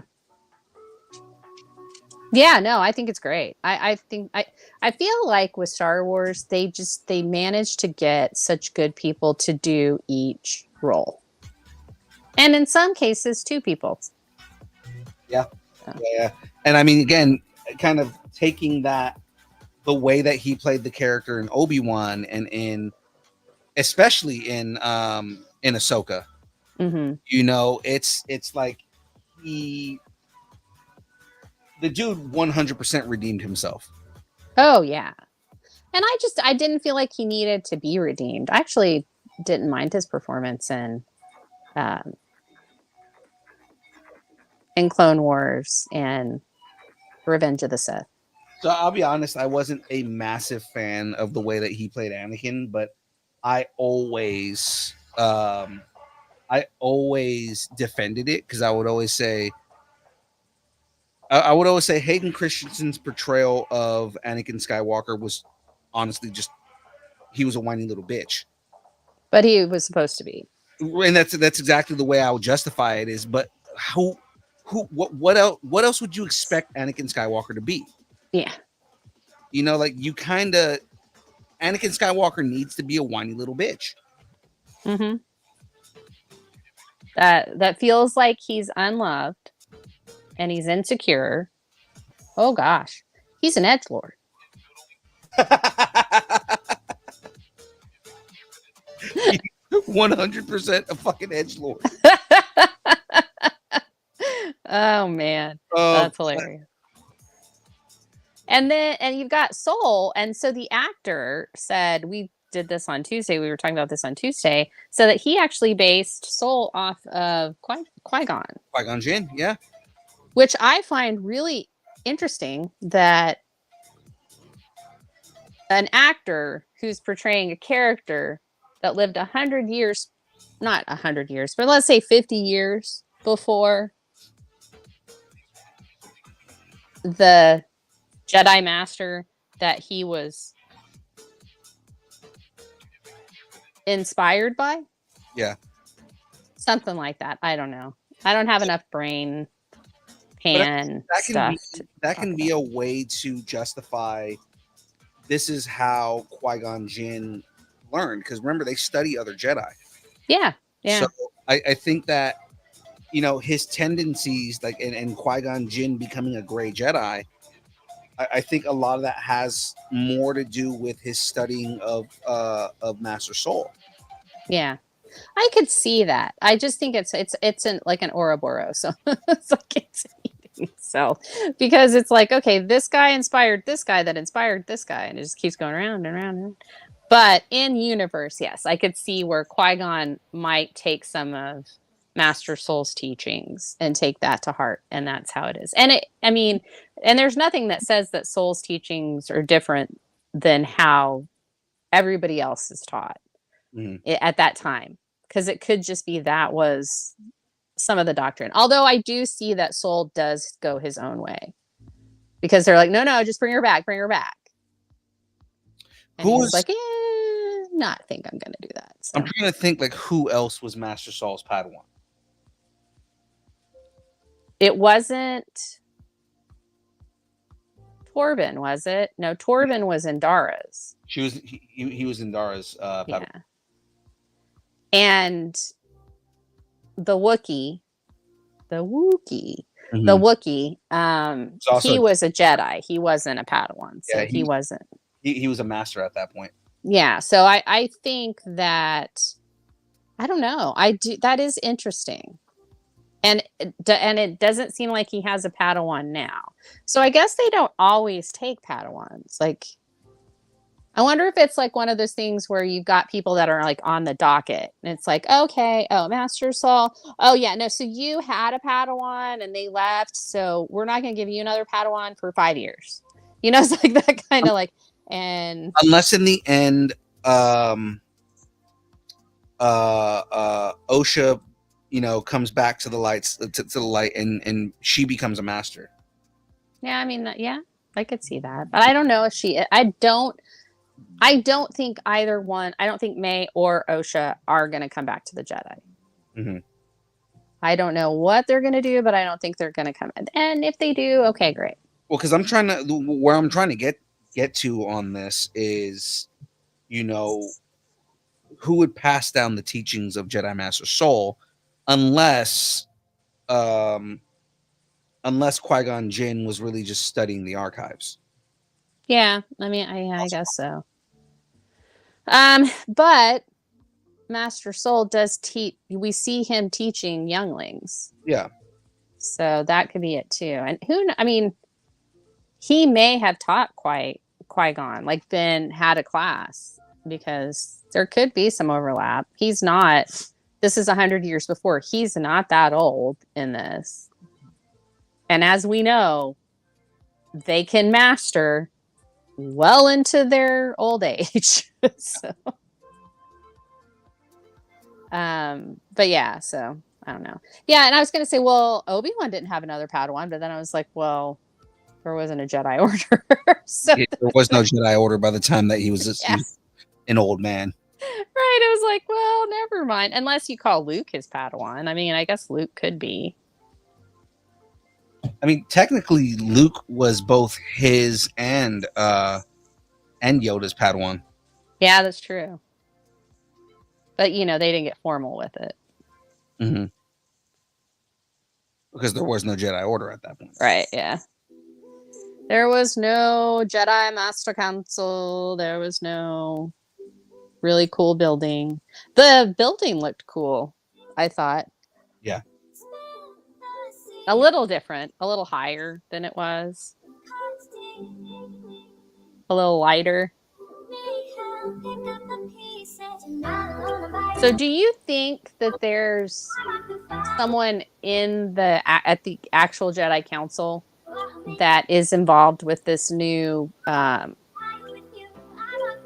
weird smiley master helmeted guy? I think it's possible, just because, again, with the amount of corruption that the Jedi Order has by this point, you know, like, again, if you know, like, the books and everything that's going on, like, you know, there's a lot of corruption within the Jedi Council at this point. So yeah, so I was thinking about that, and I was thinking about that. I'm pretty sure, like, there's got to be corruption throughout the whole of the Jedi. I mean, it's too much temptation to use the more aggressive powers. Right. And then it's like, and before you know it, you're at the dark side. You force lightning to somebody, you force choke someone on accident, and now you're a Sith. Now you're a Sith. Yeah. Oops. I force lightning to you. Now I'm a Sith. Oops. What do I do now? Oops. I force lightning you again. And but then it's like, well, but Rey used force lightning. So is she a Sith? No. She's gonna start the new Jedi Order. But at that point too, because I guess they're saying that she's gonna start a new Jedi Order, but you know, remember the whole point between Yoda and Luke were that the Jedi needed to die. Yeah. The Jedi Order there should no longer be a Jedi Order. So do you think it's not going to be a Jedi Order? Then it's just going to be like she's going to teach Force users how to, like, focus on their Force powers, and then whatever they want to do with it is up to them? Yeah, I think it's going to be, you know, teaching the ways of the Force. Yeah, like a Force Academy. Yeah, something like that. Yeah, there you go. I went to FA, the Force Academy. Yeah. That's where I am right now. So yeah, I was thinking about that, because the whole Jedi thing, and I'm going to go ahead and mute myself for a second.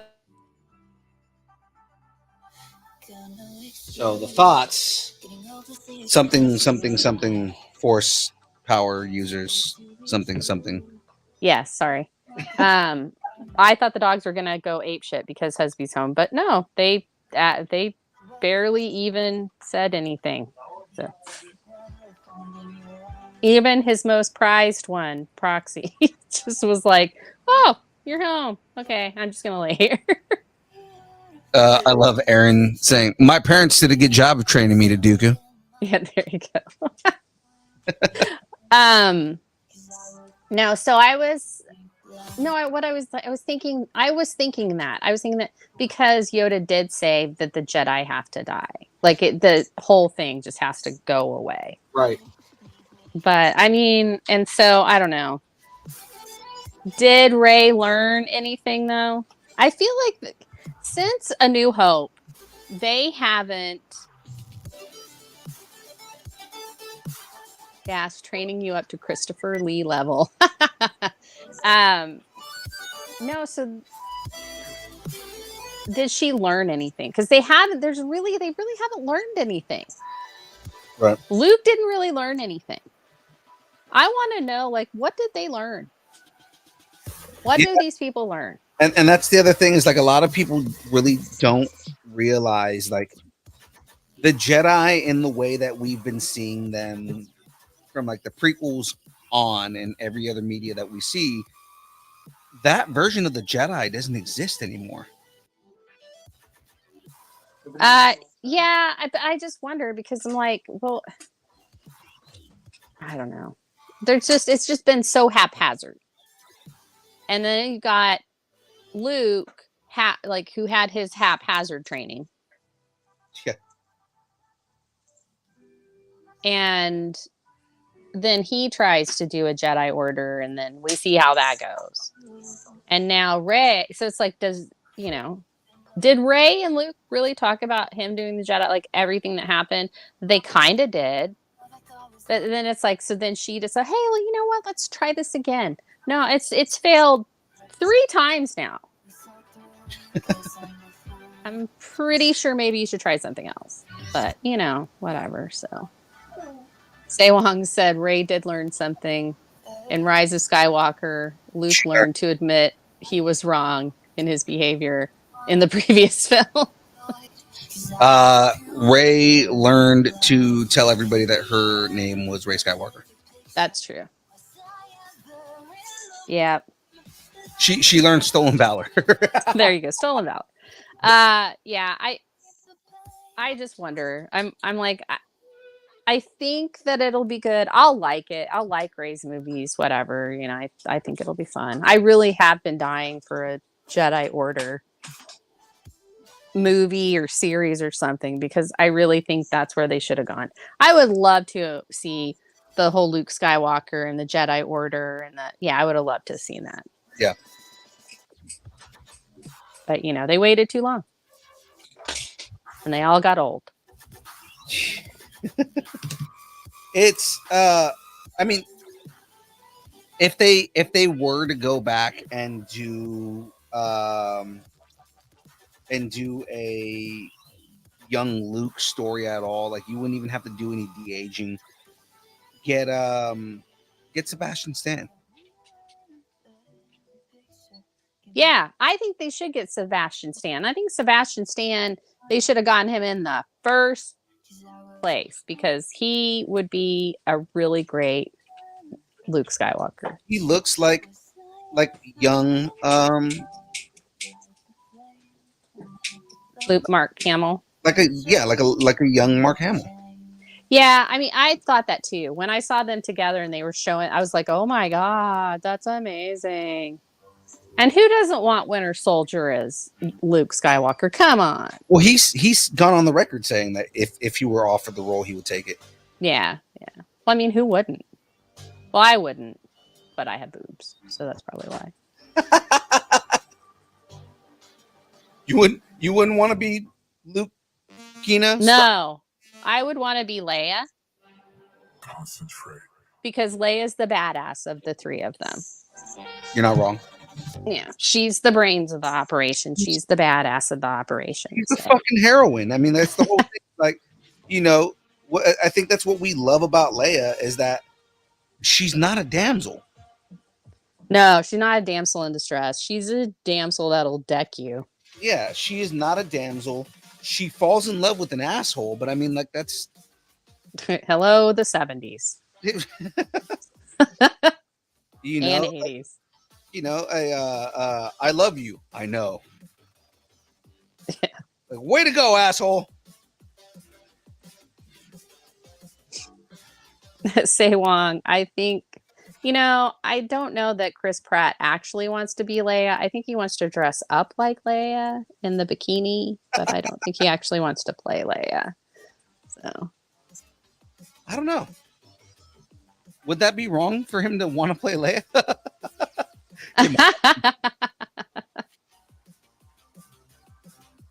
Oh, yeah, I don't know. So I was trying to think anything else I loved the fight choreography in Acolyte. Just all the fights in this show are top notch. Oh yeah, they're amazing. I like that for that fight with Space Trinity and May. I was like, "Oh my god, this is so good." So, and I thought that was great. And I will call her Space Trinity. Yeah, that's fine. She will henceforth, now and forever, always be known as Space Trinity. Henceforth, You will be always known as Space Trinity. Space Trinity. Yeah. Oh, okay. I guess Chris Pratt was like there were rumors that he was going to be Solo. He was going to be Han Solo in Solo. And he had said, "Wait, are you saying I can't be Princess Leia?" And then yeah, so and that does sound like something Chris Pratt would say. Yeah. Absolutely. But you were right, Say Wong. It was the perfect way to end speculation on being cast as young Han Solo. Yes. No, I auditioned as Leia and it was I was rejected. I just that's who I wanted to be. I wanted to be Leia. And I didn't want to have anything to do with either one of them, the men. I was like, no, you're too much work and you're too whiny. So, and that's another reason Anakin needed to be whiny because Luke was whiny. But I wanted to go to Tashi Station and get some power converters. Yeah, he's even whiny in the third film. Like that whole, I am a Jedi like my father before me. I am a Jedi. Yeah, okay. Like my father before me. Let me get a little cheese with that wine. So. I mean, so is Palpatine. Oh, yeah. Palpatine's a whiny little bitch. They all are. Yeah. Because Palpatine with I'm going to say this, and everybody's going to get a little mad at me. Even Mace Windu gets a little whiny. Mace Windu just has a badass lightsaber. He does have a badass lightsaber. No, I liked him in the Clone Wars, the animated show too. I thought they did a really good job with him. They did a really good job with all of like really beefing up a lot of the characters. Made me really like them all. And I didn't like Ahsoka at the beginning, and I love her now. Nobody liked Ahsoka at the beginning. Like when she first appeared in the Clone Wars cartoon or the movie. Mm-hmm. Like nobody liked Ahsoka. It was like, oh my god, she's annoying. Yeah, it's like, oh god, why do they have to give him a Padawan? And then by the end, you're like, I love her so much, and exactly. she's amazing. Exactly. Like as the show went on, you're just like, I can't live without Ahsoka Tano. Yeah, I need a plushie, and I need to wear her outfits. She's the best character ever created. I want her lightsabers. Oh, especially when she becomes a gray Jedi, she has the sickest lightsaber. Oh yeah, yeah. I really like her lightsabers. I really like her style. I really thought Rosaria Dawson did a good job as her in live action. But yeah, so I don't know.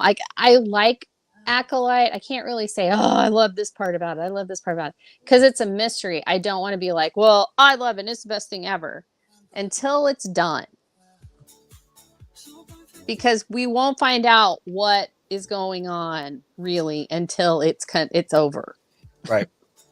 One of my buddies mentioned, like, he said, I can't say this is my favorite show of all time. It's like the best Star Wars show ever, but it is really fucking good. It is. It is really good. And people have been saying like, well, they had such a big budget and it doesn't look like it's big budget. And it's like, um, like when they were on the planet where the witches were exiled to and stuff. And I'm like, but they're not going to go to some like huge city and, and they're exiled. So they're hiding out. Right. So I don't know if I agree with that. I think like once they get on Coruscant and actually get on Coruscant and not just the Jedi Temple, because the Jedi Temple stuff I thought was pretty epic. But yeah, I just think that we will see more cool Star Warsy stuff. Yeah, absolutely. I agree. So yeah, and I thought that the girls that played the twins were really good. And that they had two separate ones and not one girl play both. Yeah, I do like kind of like the playfulness with their relationship. Like it's very obvious that they are like sisters. They have that very I'm annoyed with you, but I love you to death relationship. Yeah, It's great. Yeah, like I love them like pushing each other. Oh yeah. While they're like in class and they're just sitting there like, no, stop it. Yeah, no, you stop. No, stop pulling me. It's like, yeah, that's a very sister thing. Like, yeah, I like that. And then you think like they're the only two kids, that they've been around, so they haven't been around any other kids. And it's kind of a big deal because you see that they make a point of that when she when Soul tells her that there's you'll learn with other children, and she goes, there's more children. Yeah, very obvious that they are very deprived in the socializing department, because what they can hang out with a bunch of old ass witches. Yeah, it gave me like Wonder Woman on Paradise Island vibes. Yeah, like she's the only like kid, but they're all other women, so like everyone raises her, and like she's pretty spoiled, and like that kind of stuff, and so it gave me that. And I think it's because I'm such a fan of Wonder Woman that I felt that. I don't think everybody would have felt that, but it did give me that kind of vibe of the how lonely are they really, so the whole it takes a village vibe going on. Yeah, absolutely. By the way, I am almost done with this bag here, so yay. It looks like it's coming together. You want to do like a show off, or do you want to wait until you're done with the bag? I'm gonna wait some because the piece that I'm working on right now is the hatch. So okay, all right, cool. Once I get that built up and put on, because that way you'll see it'll look more and more like the Batmobile. So yay. So that noise you're hearing is not snoring. That's Proxy trying to be cute. We call it trying to be cute. It's when Proxy or Gal gets on their back and starts moving around, like when they're scratching their back or whatever, and they make these sounds, and we say, are you trying to be cute? And that's what they do. So, she's trying to get my attention and have me say, are you trying to be cute? So, and she's like, yeah, Mom. And I'm like, I'm not even sorry, I can't get to you right now. I don't even know who you are. Right. So, but yeah, she's the one that pits me against Husby all the time. Like she'll be like, I'll say, okay, let's go outside. And then she'll look at Husby and I'm like, he's not part of this conversation. Let's go.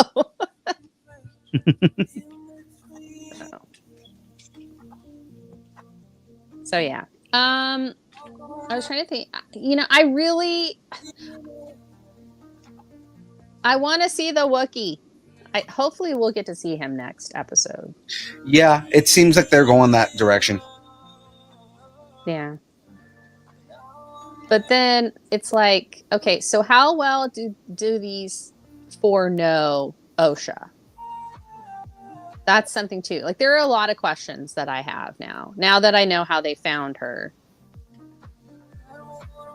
and why she thought May was dead and that her mom was dead and all that. And then also we know how, like, what was significant about seeing the circle on May's head. Because didn't Soul like pull up her hair and saw the white circle like the witches? Yes. And that happened during the Ascension ceremony. Yeah, because they specifically say like she has the mark on her face. She didn't have that in the morning. Yeah. So, but then while one of them is fighting her, Mhm. and I don't know if it was Indira or if it was Soul when she's fighting Soul, if he pushed it away to double check to make sure it was May. Because remember, like somebody pushed it away as she was an adult. And I was like, what does that mean? Like when I saw it, I was like, what does that mean? And then we found out in this episode because it was the Ascension thing. So Right. But So it slides to the front. So Batman oh, cool. slides to the back. And then again, it's got the guns in the front. You have done a lot of work on that. That looks good. It looks, I mean, yeah, it's got the little nipple in the front right there. As you do. It's actually supposed to be a turbine, but still. Right.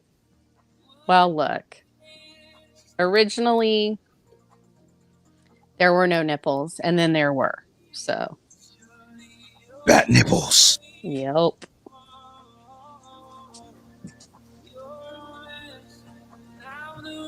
Well, that is where I'm at for the week here. Yay. Hope we didn't bore everyone. Although I feel like we did stay in the Star Wars universe pretty successfully. I would agree. I do. I think so. I mean, we're a bunch of nerds that are talking about Star Wars shit. So, yeah, we didn't necessarily just talk about Acolyte.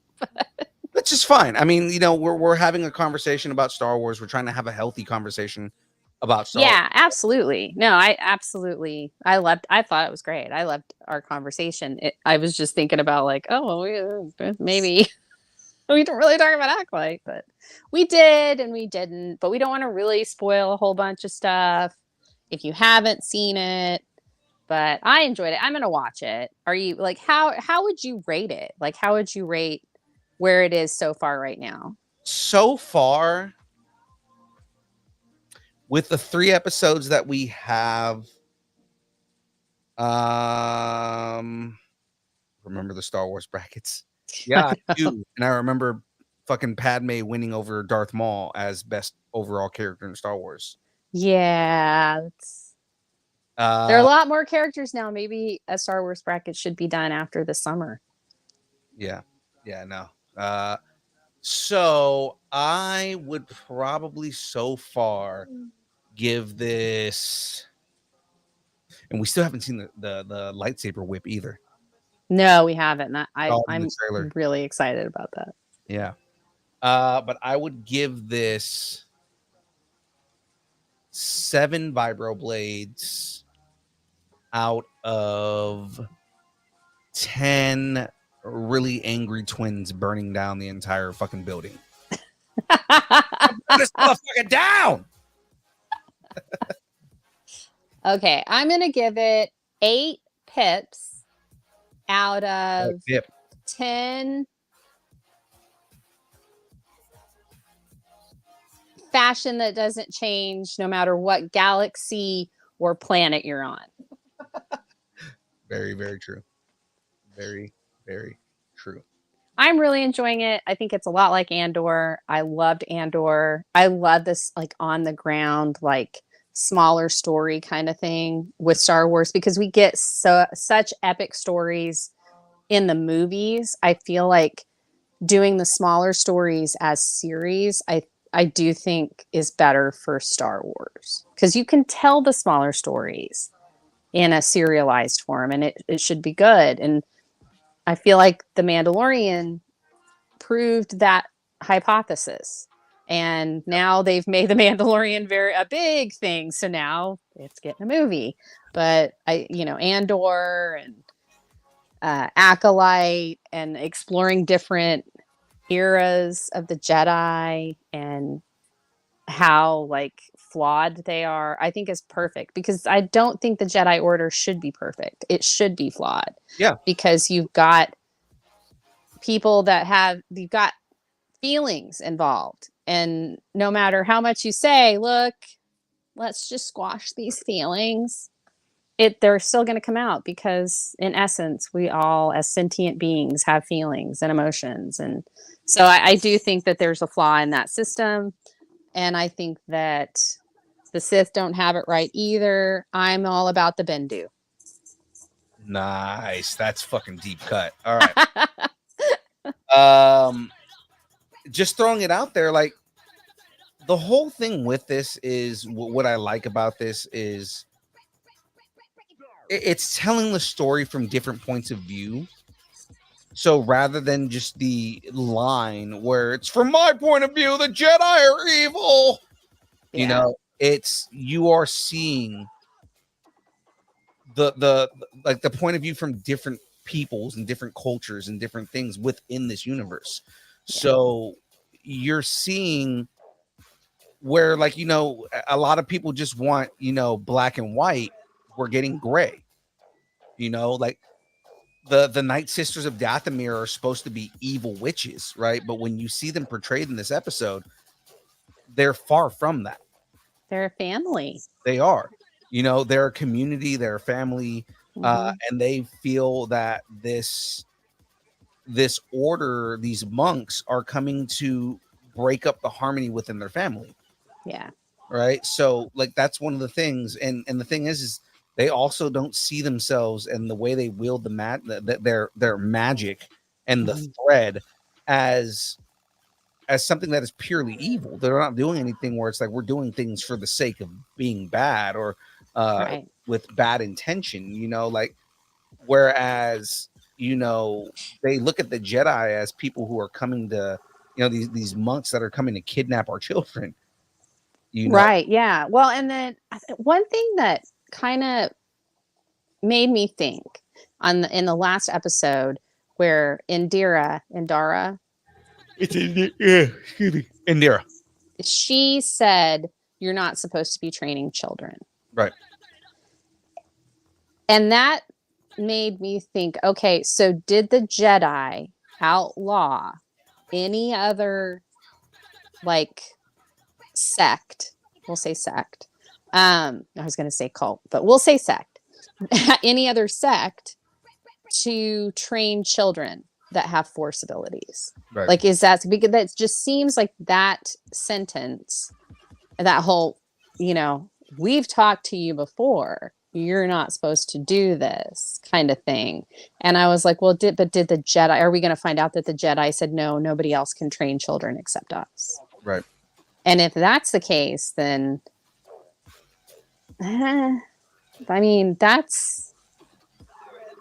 they're looking a little authoritarian there. Like, I mean, that, you know what I'm saying? So it's like, so I don't know. I'd like to know if there's going to be more to that.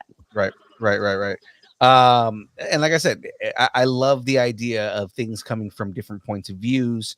But even, when you get the point of view of Saul and Indira and Kelnaka and all them, like, they don't seem like they're a threat and they're trying to destroy harmony. Like, they seem like they're trying to do what's best for the child as well. So I mean, like, it's almost like, you're seeing everything from different points of view, and I like that. I love the ambiguity of it, because it's not just right and wrong. It's not good guys versus bad guys.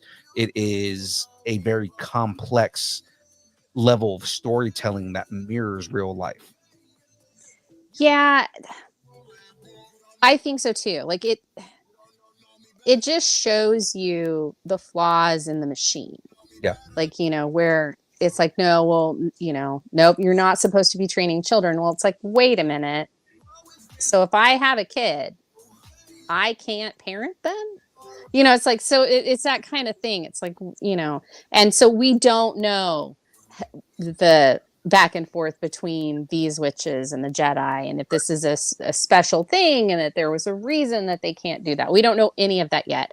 But that was the line that stuck out to me in that episode, that I was like, I want to learn more about this. I want to know why they're not allowed to train children, Right. and why they got so desperate to do what they did for these twins. The other thing I really like, and this is one of the things that a lot of people didn't like about Andor and things like this, is it's not just the hero against the Empire in this in these kind of stories. You know, it's telling a more complex story about rebellion and about war. These are things that actually happen in war. Andor especially is something where it's like you have the blueprints of a rebellion, and Yeah. how a rebellion is put together, and you know, people taking their breaking points against an authoritarian regime, and just like, we can't take this anymore, and we need Yeah. to fight back for our people. This is something that, you know, and it's the everyday people doing it. You don't have necessarily Jedi, because you can't rely on at the point in Andor, it's like, you know, you can't rely on they're not the galactic peacekeepers that they used to be, the Jedi, you know. So, Yeah. you know, Yeah. they're more of like ancient mystics, the way Yeah. that people look at them. So we need to fight for ourselves. We're being oppressed. We need to fight back, and that's what Andor is. And a lot of people didn't like that, but it's like, because why? Because it wasn't a bunch of Jedi and lightsabers. Like, you don't necessarily need that. You know, I love the idea of fighting back against the Empire. You know, like people fighting for their livelihoods. Hmm. You know, Like, this everybody can do their part. Right. This show is showing that not all Force users need to be Jedi or need to be Hmm. Sith, even though that's kind of where it's going to, because the acolyte, obviously, in the name is, you know, Sith acolytes are it's a class within the Sith, the Right. order of the Sith. So I Hmm. mean, like, you know, we're going in that direction, but I like the idea of showing, you know, showing it in a time where there was more of it around. You said it in Hmm. your time, and you have more Sith, more Jedi, because the Sith were completely dead by the time of Palpatine. Yeah. Absolutely. Hmm. But yeah, so I mean, there's so many ways that they can go with it. That line just stood out to me, and I was like, what the heck's that one? You know, what's that about? Yeah. So I'm sure we'll find out, and if we don't, I'll be texting Leslie, had be like, dude, why Yeah. did you say this? Again, I would like her to you know, if it's obviously, if the show is successful and they allow her to make another show, love to see her do a Knights of the Old Republic show and make Oh my god, Darth Treya for life. Well, that is it for us today, guys.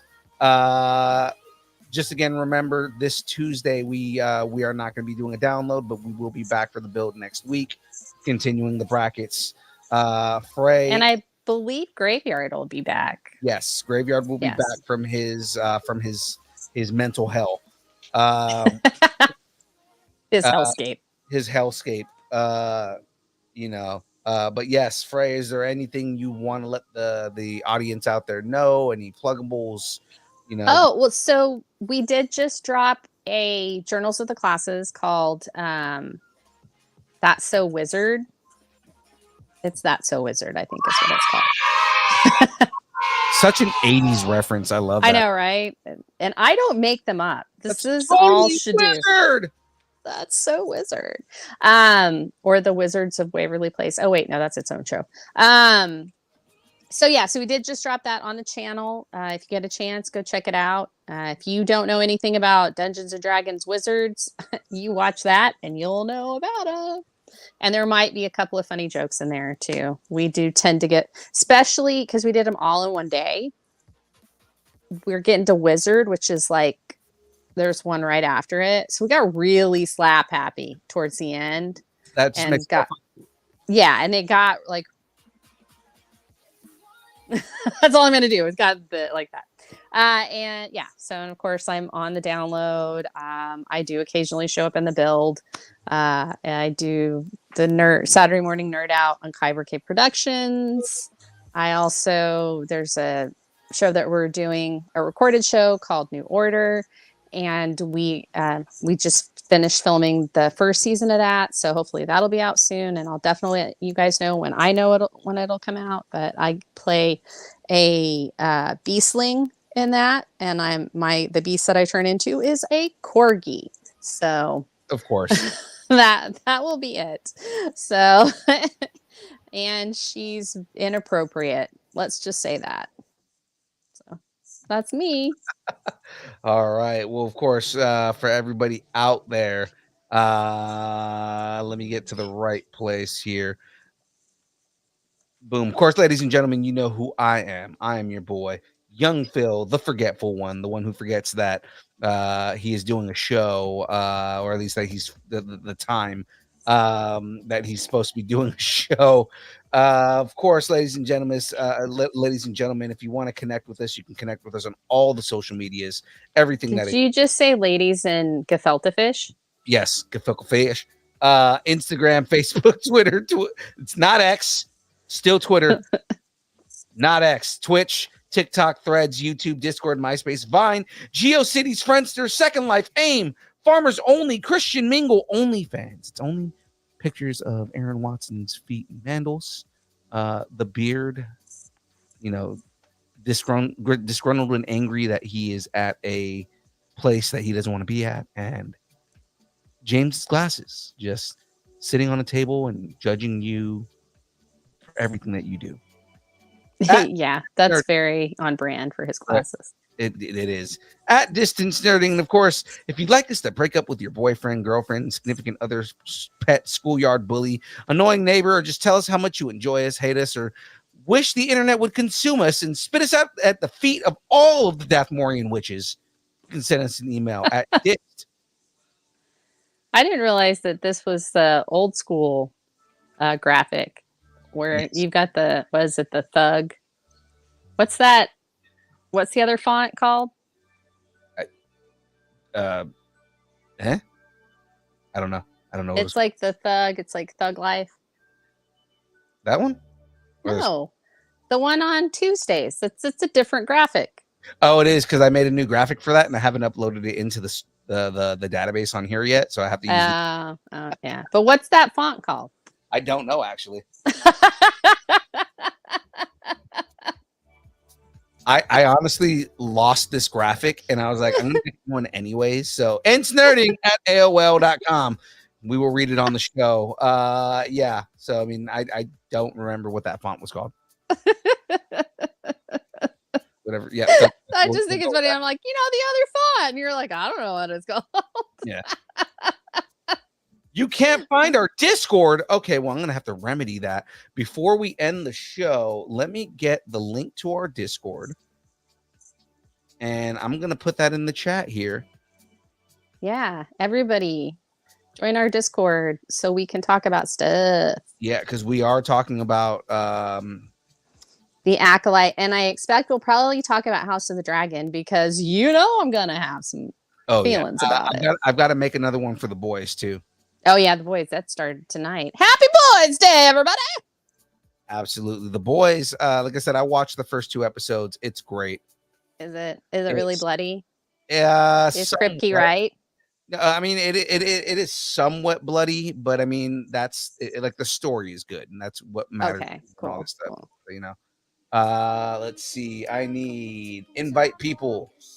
Where's my link at? Right there. Copy link.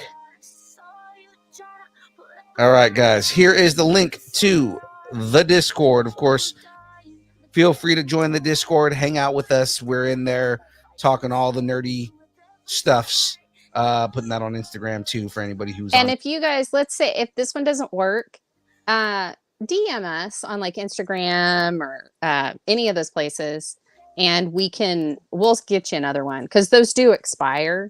So if you don't get on there at like within a certain time frame, it may not work. So if for some reason it doesn't work, let us know and we'll get you a new one. Right. Absolutely. So guys, that is it from us this week. It is now time to get our dance on because it's time for the dance party. Let's get this going.